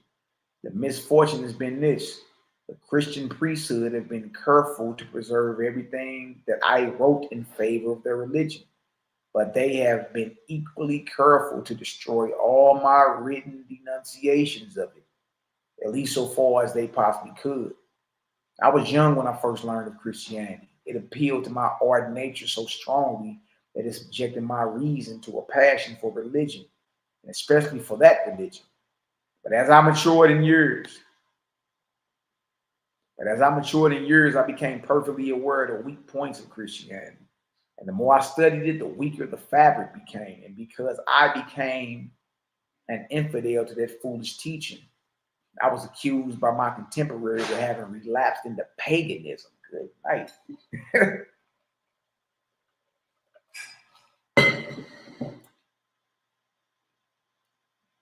By the great divine, I heartily wish I had never, look what he say, by the great divine, I heartily wish I had never had anything to do with it. I am called one of the Christian fathers. Look what he say. What he say? I am called one of the Christian fathers. I deny the statement because I do not want to be used as the father of any religion. The father of any religion. Good night. All religions are founded upon untruths, and they must and will all go down together. I hear the identical. For the one is the outgrowth of the other. All the evidence I could collect in my mortal life about their so-called Jesus convinced me that no such person ever lived and turned me against the Christian religion. I can find no evidence as to the existence or place of birth of this Christ. What do you say? There was not a scrap of authentic evidence to be found as late as the year 180 of the Christian era that afforded any reliable information in relation to this so-called Jesus Christ. The whole narrative, this is origin, the whole of the narratives in relation to such a person were derived from who? The Greek and Egyptian god makers. I believed as a mortal and as a spirit, I now know to be the fact.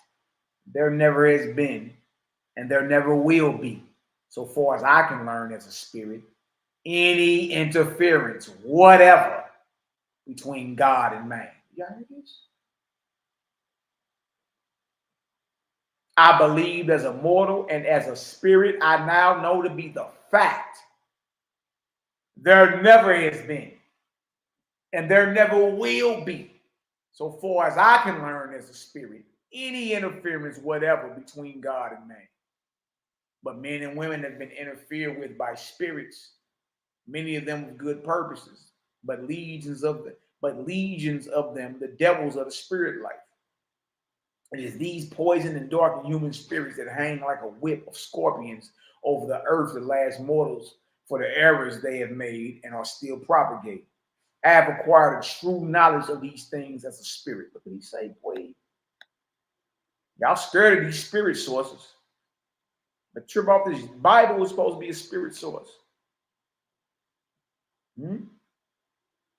I have acquired a true knowledge of these things as a spirit. Therefore, I affirm that I have made this communication honestly and have told the truth and nothing but the truth as I hope for eternal happiness. See, you still got to clean up your mess even on the other side.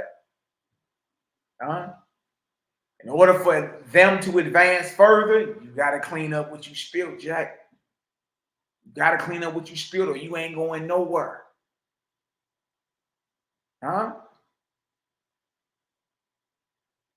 Look what he say. I have acquired a true knowledge of these things as a spirit.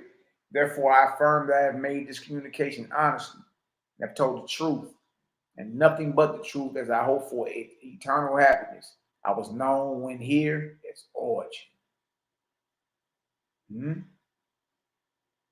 Wow. Refer to Smith's Dictionary of Greek and Roman Biography. We think if our readers will carefully read the account of Origen's life by the light of the foregoing communication from the spirit of that great learned man, they cannot fail to see the vast importance of that spirit communication. It makes plain all disputed questions in relation to the views and career of Origen. The statement of Porphyry that he was reared a pagan, which can be found in the account of Origen given in Smith's Dictionary of Greek and Roman Biography, is positively attested by the spirit, and there can be no doubt of its truth. As he says, at an early age, he learned of Christianity, and during his youth and earlier manhood was ardently attached to that faith. This change in religious convictions in all probability continued until his visit to Greece, where he attended the school of Ammonius-Saccas, the follower of the founder of eclecticism, Potamon of Alexandria, after which time he no doubt adopted the teachings of Ammonius, who was himself a spiritual medium and addressed his hearers while in trance, as do our modern mediums. From that time, no doubt dated the alienation of Origen from the doctrines of Christianity, which are all shown to be untrue by the teachings of spirits. From that time forward, Origen was no more a Christian than was Ammonius-Saccas, although ranked among the fathers of Christianity. For the Christian church to claim Origen as one of its greatest lights is a desperate resource. View the matter in any light we may, but such was the paucity of evidence for the first 200 years of the Christian era that the Christian priesthood, we keep reading about this priesthood, the Jesuits, this priesthood must not be no joke, boy. That the Christian priesthood were glad to avail themselves of such writings of the excommunicated and heretical Origen as they could turn to their account, while all the rest of the voluminous writings of his mature life had been carefully destroyed. Wow. Wow. Again, what are the odds that every person used to prove a historical Jesus of Nazareth has already given a testimony as a spirit, denying what history has recorded about them? Wow. Really, antiquity unveiled. Back in it. Back in it. Constantine the Great. If y'all get some understanding, throw some threes, throw some trays up in the chat, man. What Constantine got to say? What they all got to say? What they all got to say? Yeah, that Antiquity Unveiled is a game changer.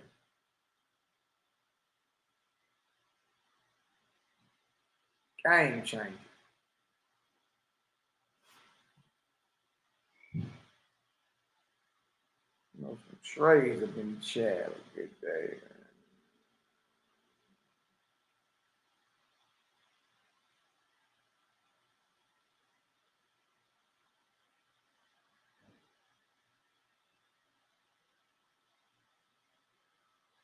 I see y'all in the building. Okay. Yeah.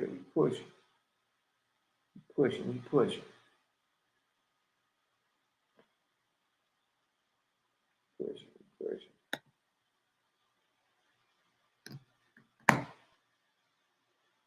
Yeah, we say Snoopy, hey, I'm the same way, bro.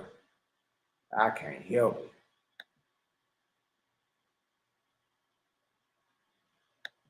Now, we all know who Constantine is, right?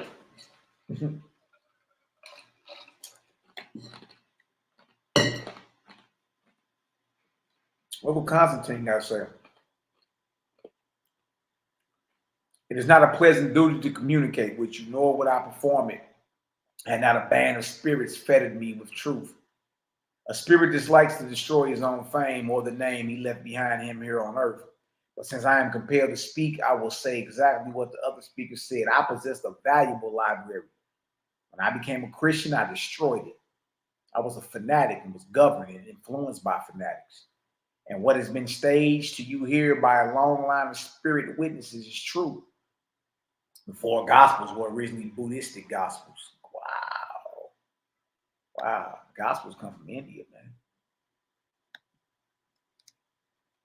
According to this. And then if you get into the history of Christ in India, there's a whole bunch of videos out there about that. You can be like, whoa.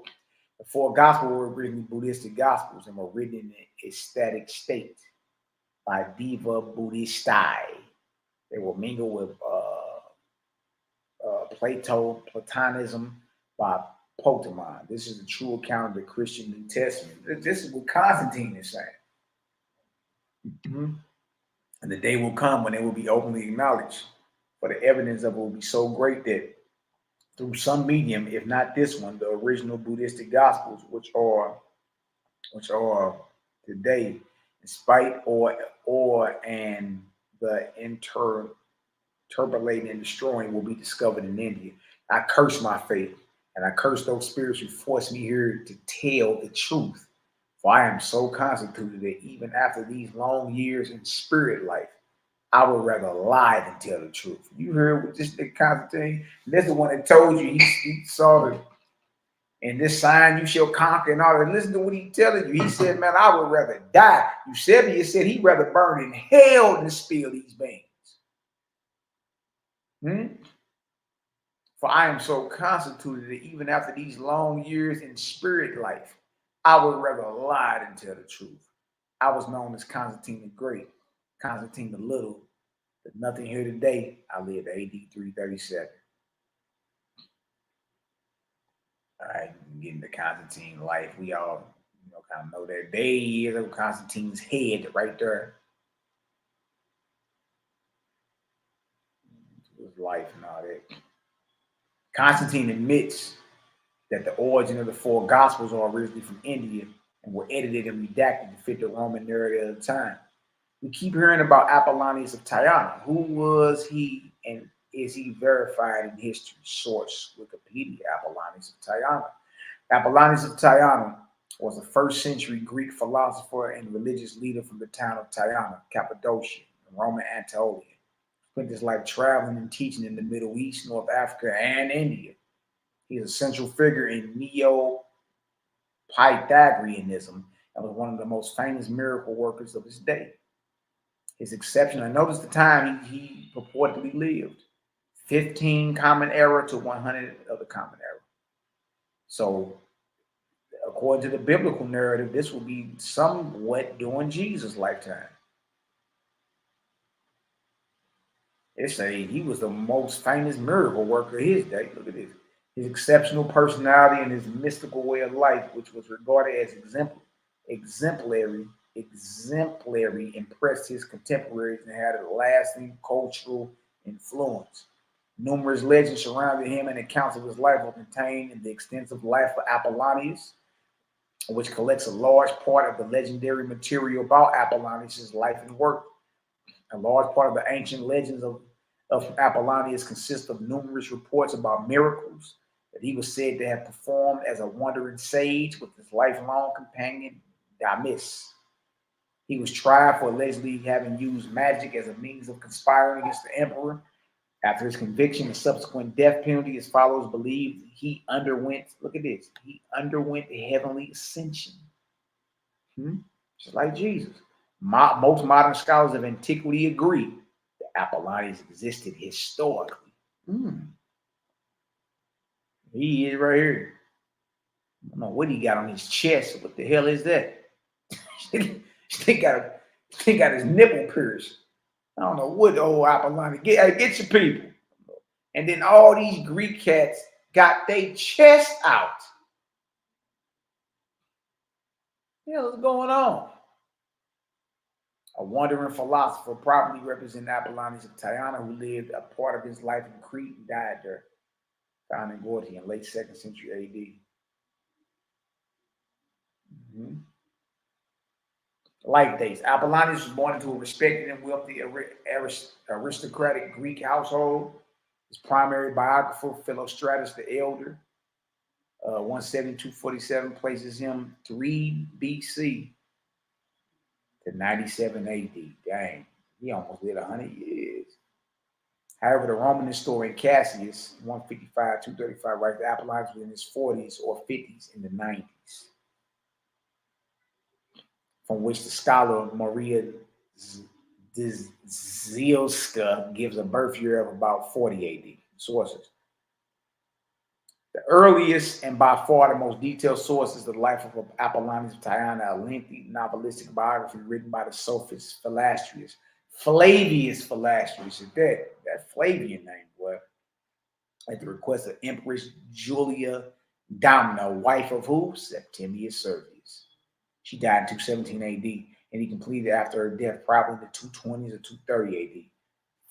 Philostratus' account shaped the image of Apollonius for posterity. To some extent, it is a valuable source because it contains data from older writings that were available to Philostratus but disappeared later on. Among these works are an existing, preserved by Eusebius, from on sacrifices and certain alleged letters of Apollonius. The sage may have actually written some of these works along with the no longer extant life of Pythagoras. At least 2 biographical sources that Philostratus used are lost. A book by the imperial secretary Maximus describing Apollonius' activities in Maximus' home city of Aegae in Aulis, and a biography by a certain Morgenius. These also survive separately from the life by Philostratus, a collection of letters of Apollonius, but at least some of these seem to be spurious. Okay? Oh, Apollonius of Tyana, huh? Let's read about him. Once again, in what? Antiquity Unveiled. See, here you go. We've been talking about this seizure boys year this whole time. Look like Caesar B, don't it? Guess who that is? Apollonius the Nazarene.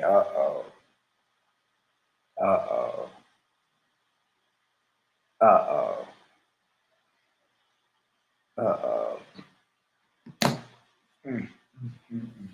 What do we have here? And who does he look like? Huh? Look like good old Jeebus, don't he? Dang, son. Apollonius of Tyana, the Jesus of Nazareth, St. Paul and John the Revelator of the Christian scriptures, returns to earth as a spirit and explains the mysteries that have concealed the theological deception of the Christian hierarchy. Good night, boy. This where it all turned up. It's all over but the shout. This is where it turned up at. Before entering upon this all-absorbing subject, it is simply proper by way of explanation to inform the reader that previous to the date given below, Mr. Roberts had been having a regular weekly sittings with the medium through whom these communications were received, but in reference to the sitting on May 25th, when? 1881, boy. Those that read or watch me know about that date. There was a high-level spiritual activity going on, man, from the mid-1800s all the way up to the late 1800s. Beginning of that Cosmos era, it was a lot of spiritual communication going on. Lots of it. Look when this communication came crashing through. 1881. May 25th, 1881, Mr. Roberts records in his notes the following: having been informed who would next manifest through the medium. The time having arrived, I felt a thrill of astonishment and delight of the greatest intensity, and the very air of the humble apartment in which we sat seemed filled with a mighty spiritual power as the name of Apollonius of Tyana was announced. We were greeted for the first time by the great Cappadocian sage and philosopher, as well as the greatest teacher and benefactor that ever drew to himself the love, admiration, and reverence of the civilized world, Apollonius. Wow. So this is saying that Jesus, Paul, and John the Revelator, you feel me, are all amalgamations of what? Apollonius of Tyana. Dang. Look at this. The spirit anointed Christ of the Orient. His communication was as follows: that our salutation be the survival of truth and his conquest of superstition. I was born according to the Christian calendar on the 16th day of February, AD 2 of the common era of wealthy parents. Was educated into my 26th year in general philosophy and literature when I served for 6 years under Eusenes of Heraclea, learning the Pythagorean philosophy. After acquiring all I could learn from the teachings of that philosopher, I went to Antioch, from there to Jerusalem on account of some wonderful physical manifestations of spirit power taking place through my then young mediumship, which persons living in Jerusalem had heard of. My entrance to that city was held, as it has been alleged, the entrance of Jesus of Nazareth was held, with hosannas and songs of praise to one who came in the name of the Lord. And now, mark particularly what I say. This took place when I was 33 years of age, which means if he was born in the year 2, it'd have been the year 35 of the common era. I want you to pay the closest attention to what I shall here set forth. You will, by examining Josephus's work, War of the Jews, see that concerning the siege of Jerusalem, a certain prophecy was given, or words were spoken as is alleged by Jesus of Nazareth, which were fulfilled. You will find what I referred to in Matthew the 23rd chapter in the 35th verse, where the so-called Jesus is made to have asserted that the generation were guilty of all the blood that had been shed from Abel to Zechariah, the son of Barak, slain between the temple and the altar, exactly 34 years after the alleged death of Jesus. And you will find this prophecy then fulfilled while Jesus is made to have said that it was fulfilled in his time. Oh, wait. Now you will find this prophecy then fulfilled. When? 34 years after Jesus' death. But he on record in the gospel saying it already happened. Look at this. And you will find this prophecy then fulfilled while Jesus is made to have said that it was fulfilled in his time. And here you have an example of the unauthenticity of the Christian Gospels. All this I learned. Look at this. All this I learned at the very time at which Flavius Josephus wrote the history of the War of the Jews. For I was employed and used by the Emperor Vespasian as his oracle, as his spiritual advisor. Apollonius of Tyana was Vespasian's spiritual advisor, his oracle, his preacher man, his miracle worker. It says right here, it says, for I was employed and used by the Emperor Vespasian as his oracle, when in the same state as this medium is, who now sits before you. So he's saying, look, the way this medium sit before you, John Roberts, is how I used to sit before Vespasian. Look what he said. This is Apollonius the Nazarene, or Apollonius of Tyana. Look what he said. Never during my mortal life did I desire to be worshipped. After death, never did I, as a mortal man, teach such a doctrine. But I was deified after my death. 9 epistles were made a present to me by Phratos of Taxilia, India, or rather between Babylon and India, who was a satrap in those days. Those epistles contain all that is embraced in the present epistles claimed to have been written by St. Paul. Wow. And from what I have learned as a spirit, I conclude that I am both the Jesus and St. Paul of the Christian scriptures. Wow. Flattering enough to my vanity. Flattering enough to my vanity, but the ruin of my happiness. It is my duty here to confess all I can bring to recollection, in order that spiritual darkness may disperse and the light of truth shine in.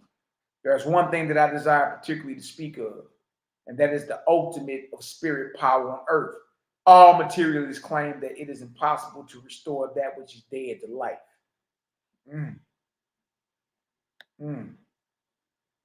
It is.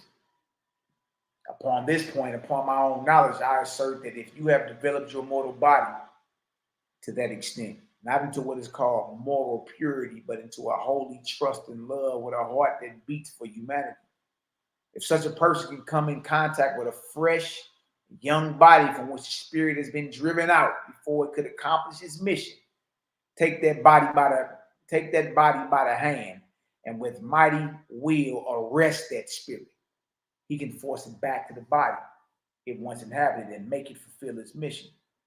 3 things are necessary to do this. First, a perfectly healthy organism. That does not imply a strong, powerful one. It means an organism in which the spirit is greater than the body. The excess of spirit producing this result. Here, the controlling spirit caused the form of the medium to rise, and extending his arms at full length to the right and left, said, the spirit addressing you was not confined to the limits of the form you see before you. It not only feels the physical organism you see, but extends far around it as well. And the time when I lived in the mortal form, the old was dying out and the new being born. By this I mean that superstition, gods, and all such ideas were on the wane, the decrease, and man was seeking, as he is today, for something more practical and beneficial. It was not through any qualities that I possessed different from or superior to those of any other man that I accomplished what I did, but through the spiritual power within and with me. This fact I want to have especially marked. The highest sensitive mortals living in any age or generation, and who are living the nearest in accord with nature's divine law of truth, will bring forth a child who may be the so-called savior of that generation. Those men and women who utter the highest and most beneficial truths to their fellow mortals are the saviors of their time. There it is. Here it is. Those men and women who utter the highest and most beneficial truths to their fellow mortals are the saviors of their time. Further, I have this to say. I retired voluntarily, for I was neither ostracized nor banished for anything I had done, said, or written, to the same island to which, as is alleged, the St. John of Revelations went in the years 69 and 70. He wasn't banished, he voluntarily went there. I there wrote what occurred to me in a trance state, not knowing what I wrote. An almost identical story was that attributed to the so-called St. John the Revelator. That story was nothing more than an attempt of the spirit world. But Revelations, the book of Revelations, is what? That story was nothing more than an attempt of the spirit world to get a truth of the spirit life to a mortal organism in a day and generation that was not right to receive it. Bad drop, boy. That is, the medium chosen for the expression of the teachings of spirits was too much imbued with the mysticism of Judea and neighboring countries to be well suited for that purpose. What is known to you moderns as the Anti-Nicene Library contain documents, some of which are still existing, that fully warrant you in challenging the translators of the day as to the correctness of their production. Let them examine if they dare the manuscripts referred to, and they will find what is now being published erroneous in many particulars. They have followed too much what their ancestors translated. Good night. Good night. Without having translated for themselves. They have followed too much what their ancestors translated without having translated for themselves.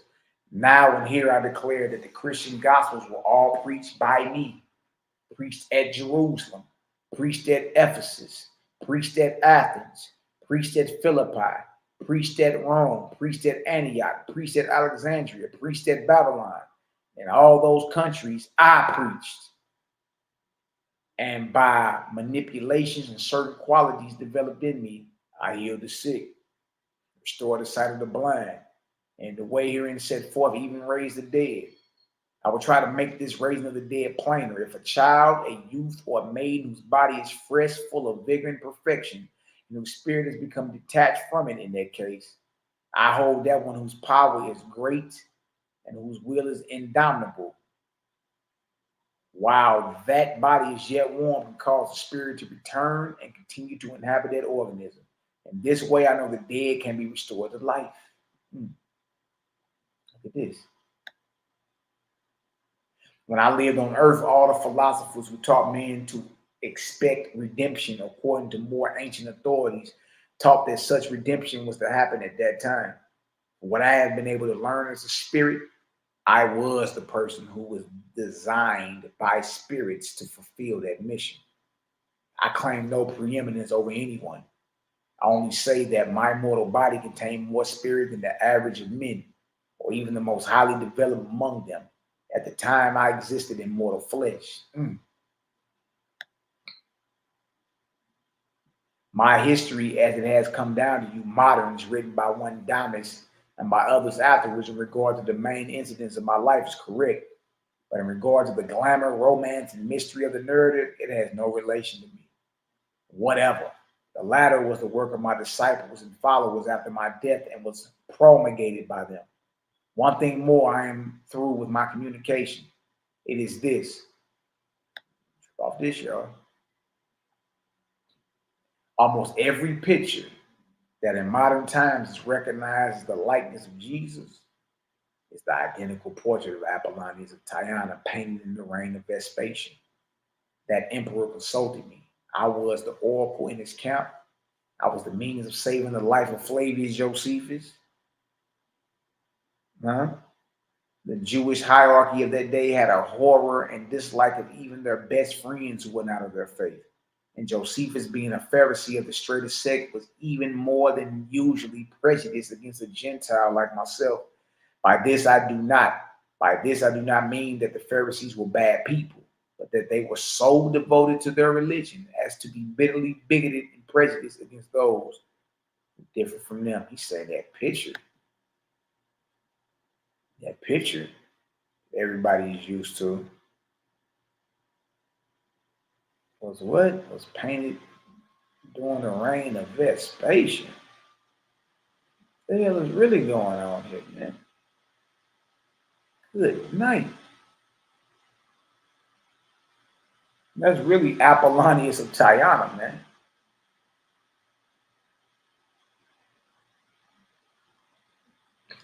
Dang, that's crazy. Get on back down there.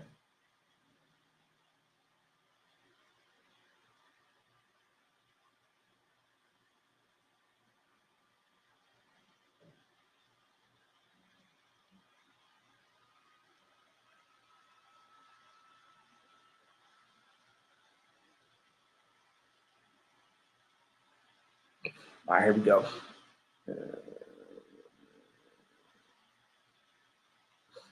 Go right down the morning. Retired. Okay.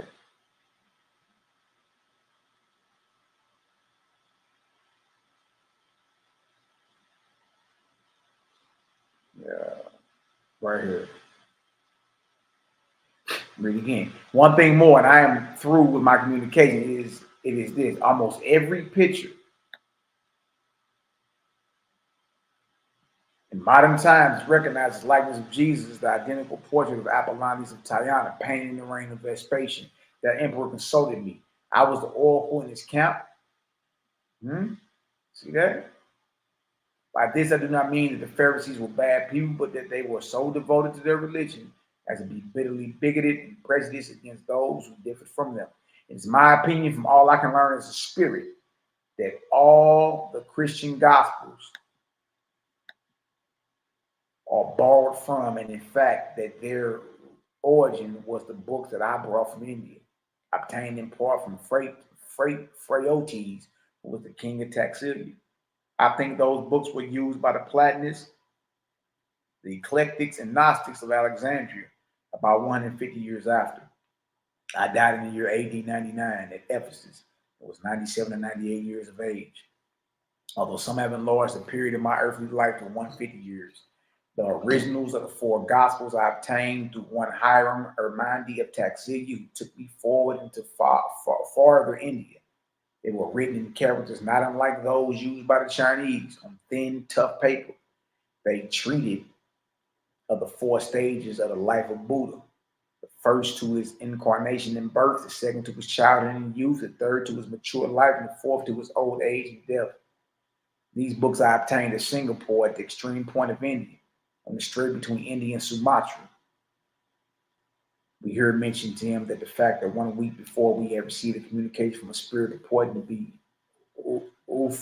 Ulphilas, the Christian bishop of Goths, who said he had translated from the Samaritan manuscripts the epistles and gospels to which he, Apollonius, had referred into the Gothic tongue, and that the manuscripts that he translated were the writings of himself after the originals he obtained in Singapore, India, to which he replied, one of Gessipus made copies. Dang.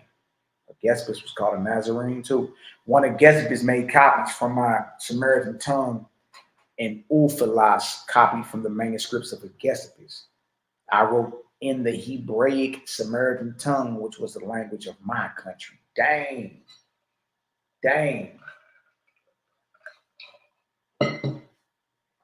Dang.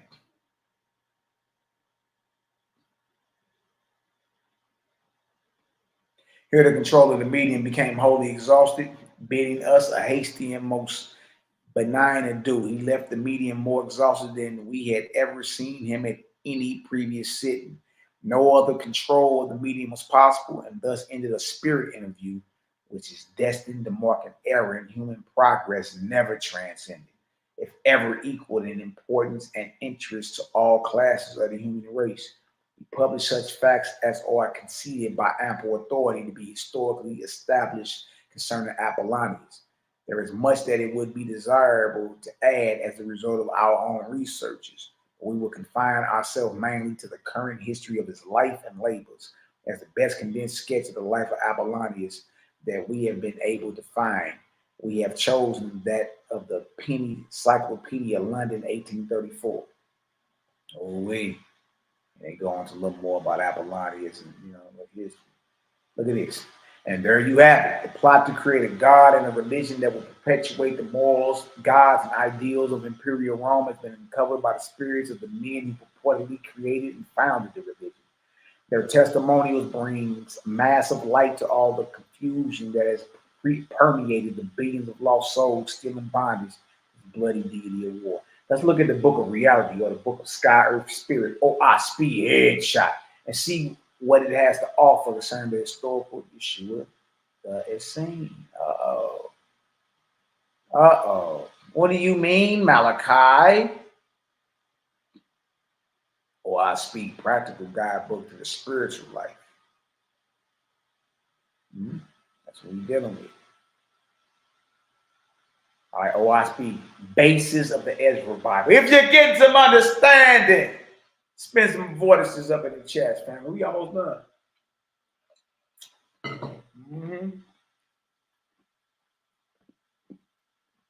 We almost done. Shout out to my brother Lux, Lushu. The word I keep. Huh? We almost done. Basis of the Ezra Bible. The faith is proper were a small minority and scattered in many lands. The rest who were called Jews lived under written laws and ceremonies which were compiled and established by who? Ezra in Jerusalem under the inspiration of Luamon, the false Christ, which combination of books was called the Bible and was completed in the year 2344 before the Cosmine era. That's what BK means, before Cosmine. Cosmine era started in 1848. All right. Minus 2,344 years, you get the year exactly 496 BCE, before the Common Era. It's when the Tanakh was compiled by Ezra. Under the inspiration of Luamon, you're only going to learn that dealing with Owaspi, though. Right? Same Luamon is the one who appeared to Paul. Same Luamon is the one who appeared to Constantine. Same cat. Same as that cat. All right? These are deities of gods who have set themselves up as the creator. From that time forward, the Jews became worshipers of the Lord and the God. But the scattered tribes of the faithists still held to the Great Spirit, Jehovah, keeping their service secret. These latter, the faithists, were without sin, doing no war, nor resistance of evil against evil, but returning good for evil and loving one another as oneself. Okay. From the faithist branch sprang the Essene Association. Shout out to the Nazarenes and the Essenes, man. From the faithist branch sprang the Essene Association, cultivating prophecy and purity of spirit. Further light, read of Pharaoh in the lower heavens and the migration of the East Indian gods westward in another part of Owaspi. The angels of Jehovah now dwelt with the Essenes, who were the true Israelites. In fact, what you mean we ain't Israelites? Wow, Mali don't even claim to be no Israelite no more. Who told you that? We the real Israelites. We ain't talking about going to war and chewing on animal sandwiches, spilling blood, and serving a God that looked like a man. No. Man, woman, or animal, or angel. Though many of the Jews also profess the Creator under the name of God and Lord God. And 350 years after this, after what? After 496 BCE. What's 350 years off of 496 BC? What year do you get? Because 350 years after the compiling of Bible or the Tanakh, the real Yeshua is born. So if Tanakh was compiled in 496 BCE by Ezra under the inspiration of Luamon, 350 years later, it lands you at what? 146 BCE is when Yeshua or Joshua of Nazareth, the Essene, was born. He was born during the Hasmonean dynasty. He was born during the Maccabean revolt and all that. He was born during that time period, right? Not the first century. The crazy part about it, the Bible don't even agree about when he was born during the first century. They can't even agree. All right, Owaspi come right out and give you an exact date when Yeshua was birthed. An exact year, 146 BC, 350 years after the compiling of the Tanakh by Ezra under the inspiration of Luamon. Joshua was raised up by the Creator, born 146 BC. You see, this ain't lick your finger scholarship. This ain't hard to understand. Right to it. Right? All you gotta do is know math and know when your arc cycle starts, you'll know exactly. 2344 before the Cosmine era is exactly the year 496 BCE. Cosmine era started in 1848 minus 2344. And you're going to get the year 496 BCE. Well, 350 years after Tanakh was compiled by Ezra under the inspiration of Luamong, guess who was raised up? Guess who was raised up? Who everybody knows Yeshua. Joshua. Which would have been 146 BCE when he was born. And 350 years after this, Jehovah raised up from the Essenes one Joshua and Esau. That's where you get Jesus from. And Esau is someone who doesn't have any earthly passions or desires. Now he ain't trying to get nothing cracking early in the morning. You know what I mean, with the woman and all that. You know what I mean? He don't wake up with wood in the morning. Girl, turn on over and let's get it cracking. You know what I mean? He ain't have no earthly desires. Neutral. You see what I'm saying? And look, ain't none of us no Esau. You may be on your way there once you cross over. You know what I mean?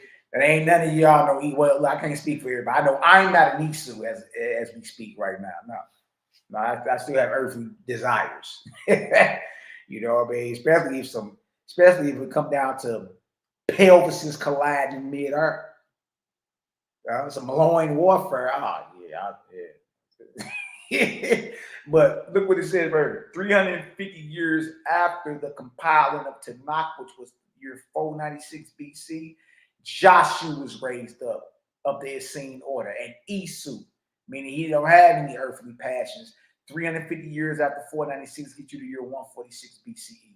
Yeshua reestablished Jehovah and restored many of the lost rites and ceremonies. Look at this. Look at this. In the 36th year of Joshua's life, he was stoned to death in Jerusalem by Jews who worshiped the heathen god. So 146 BCE is when Joshua was born.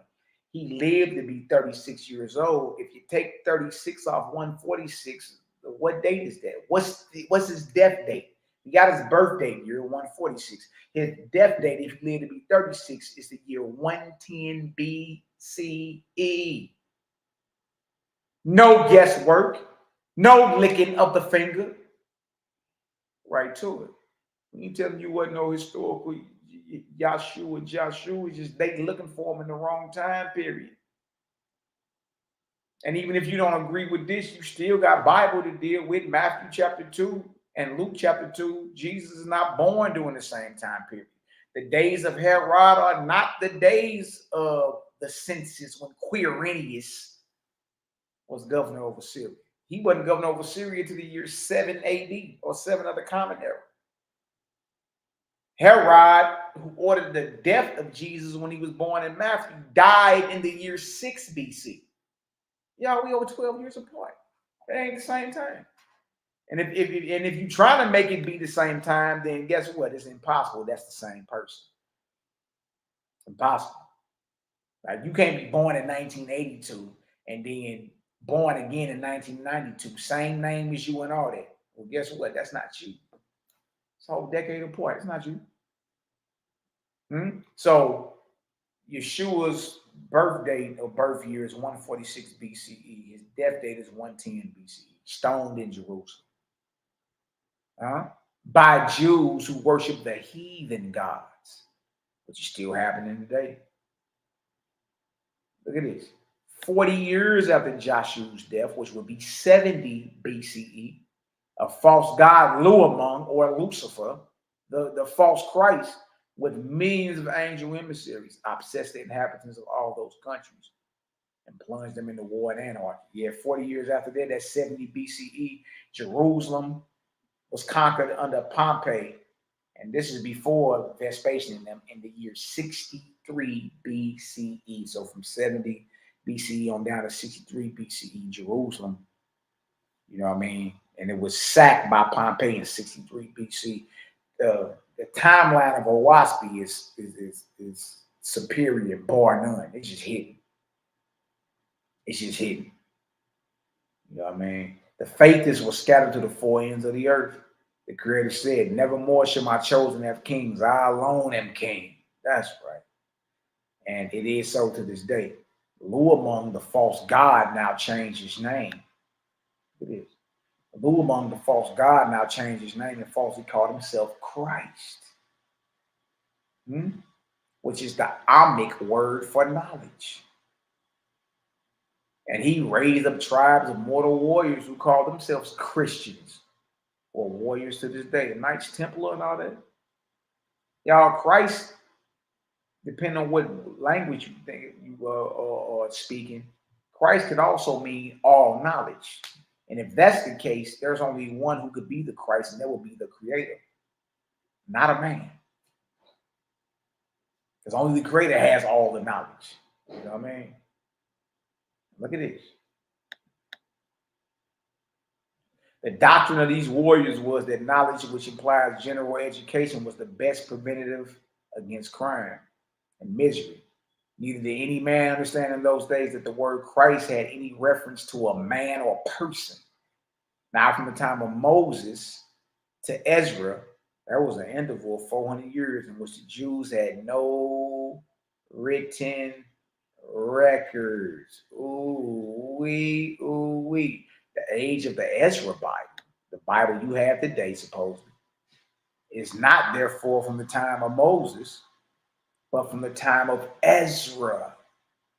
Yeah. Moses didn't even write what you read today. You over talking about some Robinu Moshe. You over here rolling your reshes, and Moses didn't even write what you holding on so dearly to today. Huh? And go back to Ezra, 496 BC. Let's do some math about the birth year of Joshua according to Owaspy. Remember, the Holy Bible gives two different dates for the birth of Jesus of Nazareth.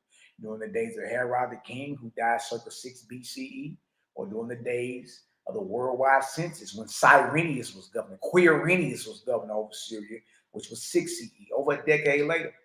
BK equal before Cosmine. The Cosmine era started in 1848 of the Common Era. Key events. Compilation of Torah under the false god Luamong or Lucifer was the year 2344 before the Cosmine era, which gives us a date of 496 BCE. Joshua was born 350 years after the compilation of the Torah, which gives us a birth date of 146 BCE. You see that? Joshua and Owaspy was born during the Hasmonean dynasty, or during the times of the Judah Macabee, and not during the first century of the Common Era. Joshua lived to be 36 and then was stoned in Jerusalem. 146 BCE minus 36 equals 110 BCE is his death date. That's the year. 40 years later, 70 BCE, 63 BCE, the Romans sacked Jerusalem under General Pompey. Notice the date of 70 BCE and not 70 AD. Ooh, wee, boy. Y'all already know what time it is, big dog. Y'all already know what time it is, huh? Y'all already know what time it is. Let's look at some more of this. About your boy Apollonius of Tyre.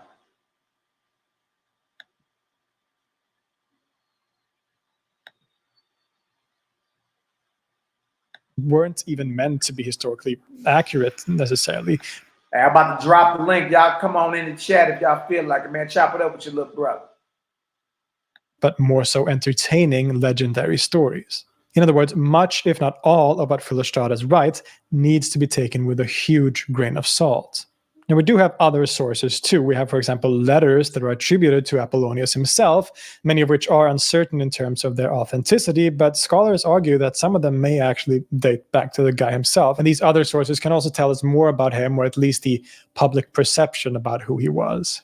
Needless to say, it's very difficult to say anything with certainty about the actual historical figure of Apollonius, and it's much easier to talk about the legendary Apollonius, right? The Apollonius as he is retold or described in the famous accounts, like in Philostratus's Life of Apollonius of Tyana. But it might be possible to extract some of the information from these more hagiographical accounts to get an idea of who this guy could actually have been.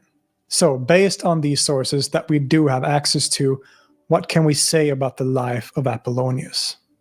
Well, he is primarily remembered as a kind of wonder-working sage. The stories tend to categorize him as a Pythagorean philosopher, or to be more accurate, a so-called Neo-Pythagorean philosopher. But this doesn't mean that he was a philosopher in the sense of having a bunch of knowledge about things or speculating about the nature of reality. As we saw in the episode about Pythagoras, being a quote-unquote Pythagorean could mean a bunch of different things. Apollonius lived in the 1st century AD, and at this point, Neo-Pythagoreanism, in a philosophical sense, had become strongly associated with ideas surrounding numbers, that the fundamentals of reality was made up of numbers or mathematics, and primarily that the most fundamental principle of reality was that of a monad, or the one, which would become so central in late Platonism. But as we discussed, Pythagoreanism was also strongly associated with a certain quote-unquote Pythagorean way of life. There was a certain way in which you could be or behave like a Pythagorean. And while number speculation may have played a role in the thought of Apollonius, it is not so much ideas that he is associated with, but exactly this way of behaving and being, which was characterized as Pythagorean. What does this mean? Well, Pythagoreans were kind of expected to be something similar to what we would call hippies today. They would have long beards, long hair, and wear patched clothing. A Pythagorean would usually follow a vegetarian diet, have a certain mysterious way of speaking or not speaking, and would often wander around a lot from place to place. Because Pythagoras himself was associated with miraculous and almost divine powers, so the later Pythagoreans were often expected to be able to perform miracles or superhuman feats on account of the incredible power of the secret Pythagorean wisdoms that they held.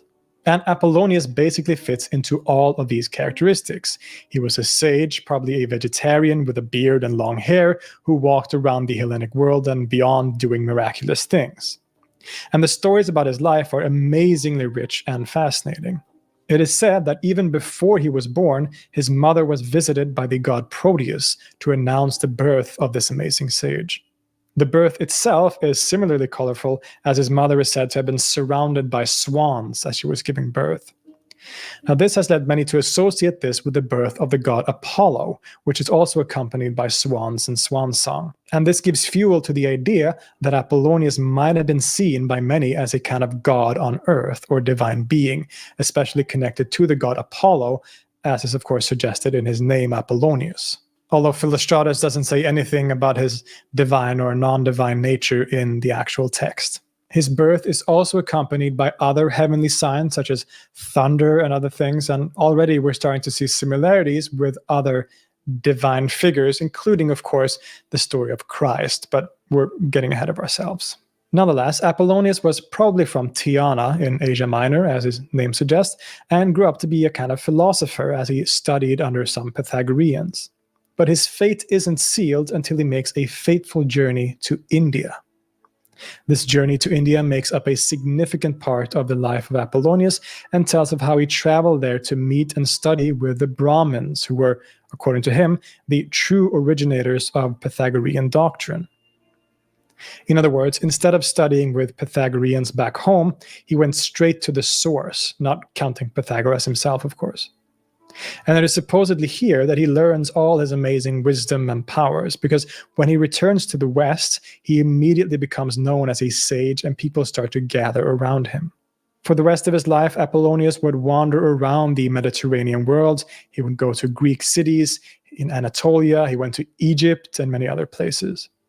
And in all these places, he is said to have performed miracles. He would cast out demons, he healed the sick, he could, just like Pythagoras himself, miraculously appear in different places at the same time, and many other fantastical stories. There are even stories of how he basically raises people from the dead. In one very fascinating account, he is said to have visited the Oracle of Trophonius. Now, this oracle of Trophonius was infamous for being very, very difficult. It was a very heavy experience. The person who went there would go down and descend into a dark cave and come out almost traumatized by the experience, which may or may not have included some psychoactive compounds. It probably did. There are stories about people who would forget how to laugh for a long period after going down into this cave. So it's a serious experience. But Apollonius, however, of course, seems completely unfazed by the whole thing, like the total badass that he is. So Apollonius certainly comes off as an incredibly charismatic and colorful character. He would have been seen as a pretty strange figure even for his time. Many of these things that he was associated with made him a very unique figure. Just the fact that he lived a life of celibacy was seen by most people as a complete mystery, especially in pre-Christian times, right? This was just this weird thing for someone to do. We could sit here all day and just recount stories about Apollonius's life because they are all so fascinating. In one account, he stops one of his students from marrying a vampire. He could see into the future. The stories are just endless. As for his philosophical beliefs, so to say, we can't really say that much. Again, this wasn't what he was associated with or famous for. But being a Pythagorean in lifestyle, we might also assume or guess that he would also have held certain ideas associated with Pythagoras too, like the importance of numbers and geometry, perhaps reincarnation and the immortality of the soul. Some accounts suggest that he would have held an idea of God, the supreme, as being transcendent above the world and therefore not in need of anything from us, which we can see from his apparent rejection of animal sacrifice, which was a practice that was, as you probably know, incredibly common in antiquity. Most ancient religions had some form of animal sacrifice, and Apollonius seems to have rejected this practice. And this can be seen, for example, from one of the texts that is actually attributed to Apollonius himself, called On Sacrifice. Quote, "To him we must not kindle fire or make promise unto him of any sensible object whatsoever. For he needs nothing, even from beings higher than ourselves. We should make use in relation to him solely the higher speech, I mean that which issues not by the lips and from the noblest faculty we possess, and that faculty is intelligence, which needs no organ. On these principles, then, we ought not on any account to sacrifice to the mighty and supreme God."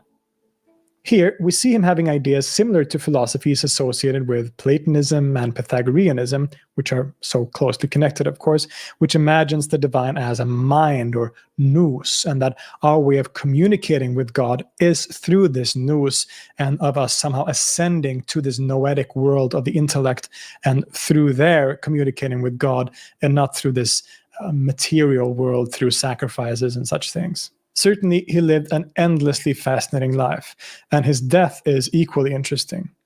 Indeed, the death of Apollonius is a kind of mystery in itself.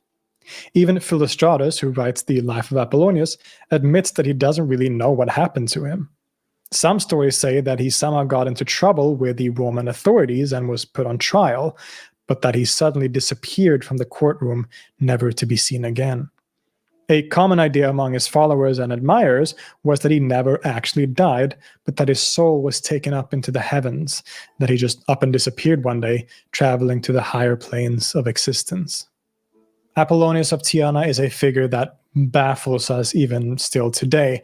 All the stories about his life, as written in the Life of Apollonius by Philostratus, are of course very fantastical. And as we've seen, they also mirror in many ways the life and stories about Jesus Christ in the Christian accounts. But how much of this life story of Apollonius is actually true? Remember, Philostratus wrote almost 2 centuries after Apollonius lived, and he was also a sophist that was primarily interested or concerned with entertaining his audience. And for these reasons, we should be careful and we should be doubtful of a lot of the information that he gives us in his book. Did Apollonius actually travel to India, for example? There is, of course, a possibility, but it's also a very convenient way to connect him to his master Pythagoras, who is also said to have made the same journey.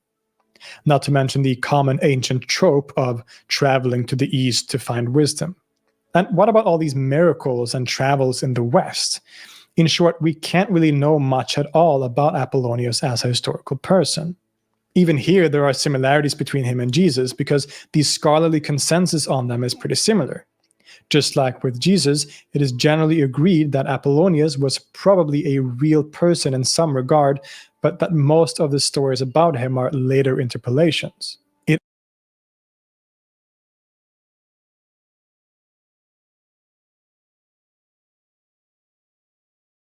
All right, question for Is. Would you kill your child, your son, if your God told you to? You said the Most High told me to? Yeah. Yeah, man, the Most High said do it, then that's what it is. Yeah, man, the Most High said do it, then that's what it is. A 22-year-old woman told hotel workers in Holmes County that she had been directed by God, to go on a shooting spree about the solar eclipse, and that not long after she left the hotel in a purple Dodge Challenger driving to the interstate, traveling west, shooting into two cars. One of the drivers was shot in the neck, the other grazed in his arm. If your God came to you right now, tonight, in pomp and glory, shining, and he commanded the death of your child, would you sacrifice your child? If the Most High is going to do it, of course.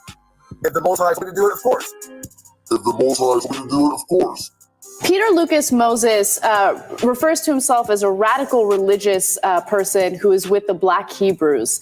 And he just pleaded guilty to killing a 4-year-old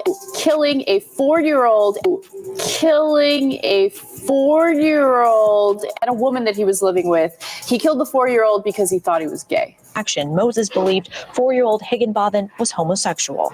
Klein says Moses took Higginbotham to the garage, played the Lord's Prayer in Hebrew, and shot him.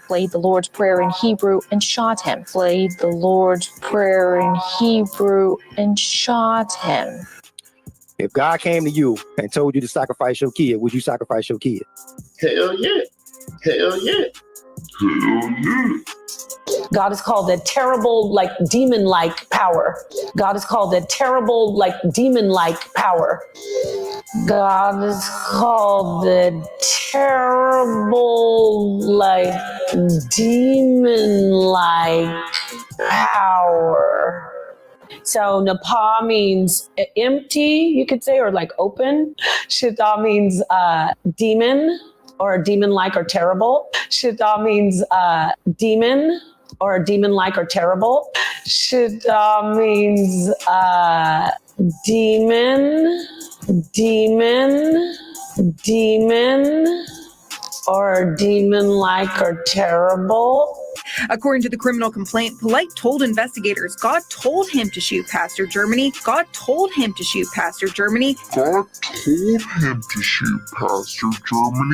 And he wanted to go to jail to clear his mind. Would you kill your child or your grandchild if your God told you to? Oh, man. So that's a yes? Yeah, it's a yes.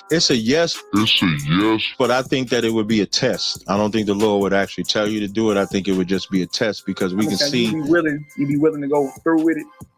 I'll go through any trial the Lord puts me through. Leader Yahweh ben Yahweh, the self-proclaimed Son of God, one day in 1981, her North Dade home became a house of death.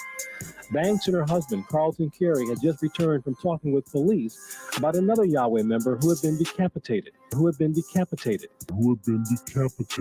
Today, Yahweh ben Yahweh is charged in her attempted murder and the death of her husband. October 1986, Yahweh's takeover in an Opalaka apartment building. Two residents who were ordered to leave publicly complained. That night, both were shot to death. Wow! Judah, do you hear me? If the Most High Yahweh tells you to kill your family, would you do it? Yes or no? Absolutely yes. Oh, Judah, no. Damn. Judah didn't mean that, y'all. If the Most High say, put your family down, would you do it for the Most High? By faith, yes. By faith, yes. Yes. But he's going to tell me not to do it, just like he did Abraham. We have a story like that already. Next. The moral law is that if a child was to be rebellious, okay, towards their parents, they was to be taken out and be stoned to death because of that. You see what I'm saying? Would you do that? Would you do that if your God came back to you today in glory and said, I want you to stone your son if he get rebellious? Would you? Would you do it? Yeah, I probably would. Yeah, I would. Yeah, I probably would. Yeah, I would. Yeah, I probably would. Yeah, I would. Wow. The Most High was to come to you and ask you to off your loved ones. Would you do it, brother? If I had made the mistake, if I didn't have ancestors inside of me and I made the mistake to make babies with outside nations, and then I heard the download from my ancestors saying that you need to put them away, yes, I will put them away. Yes, I will put them away. Yes, I will put them away.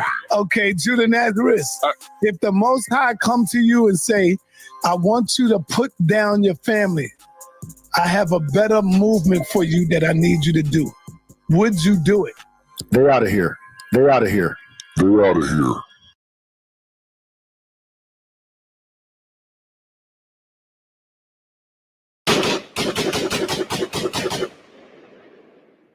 Creative Gang is undefeated. I keep it real, pack the steel if whoever want it. Clap, Judah be running laps when he get confronted.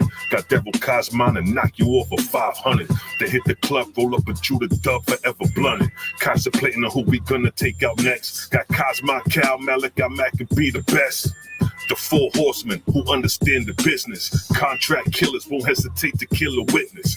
21 bodies executed on my hit list. JJ trying to watch me, trying to take pictures. YAH'KI working with woods and paint, a bunch of snitches. Peer pressure separate the real from the bitches.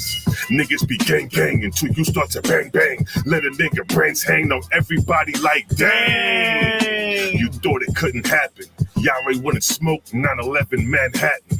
Bullets in his breastplate, both lungs collapsing. Hands reaching in the air for the air he grasped it. The flyer was made, Sila Shalom, first captain. But the captain ran away just like if nothing happened.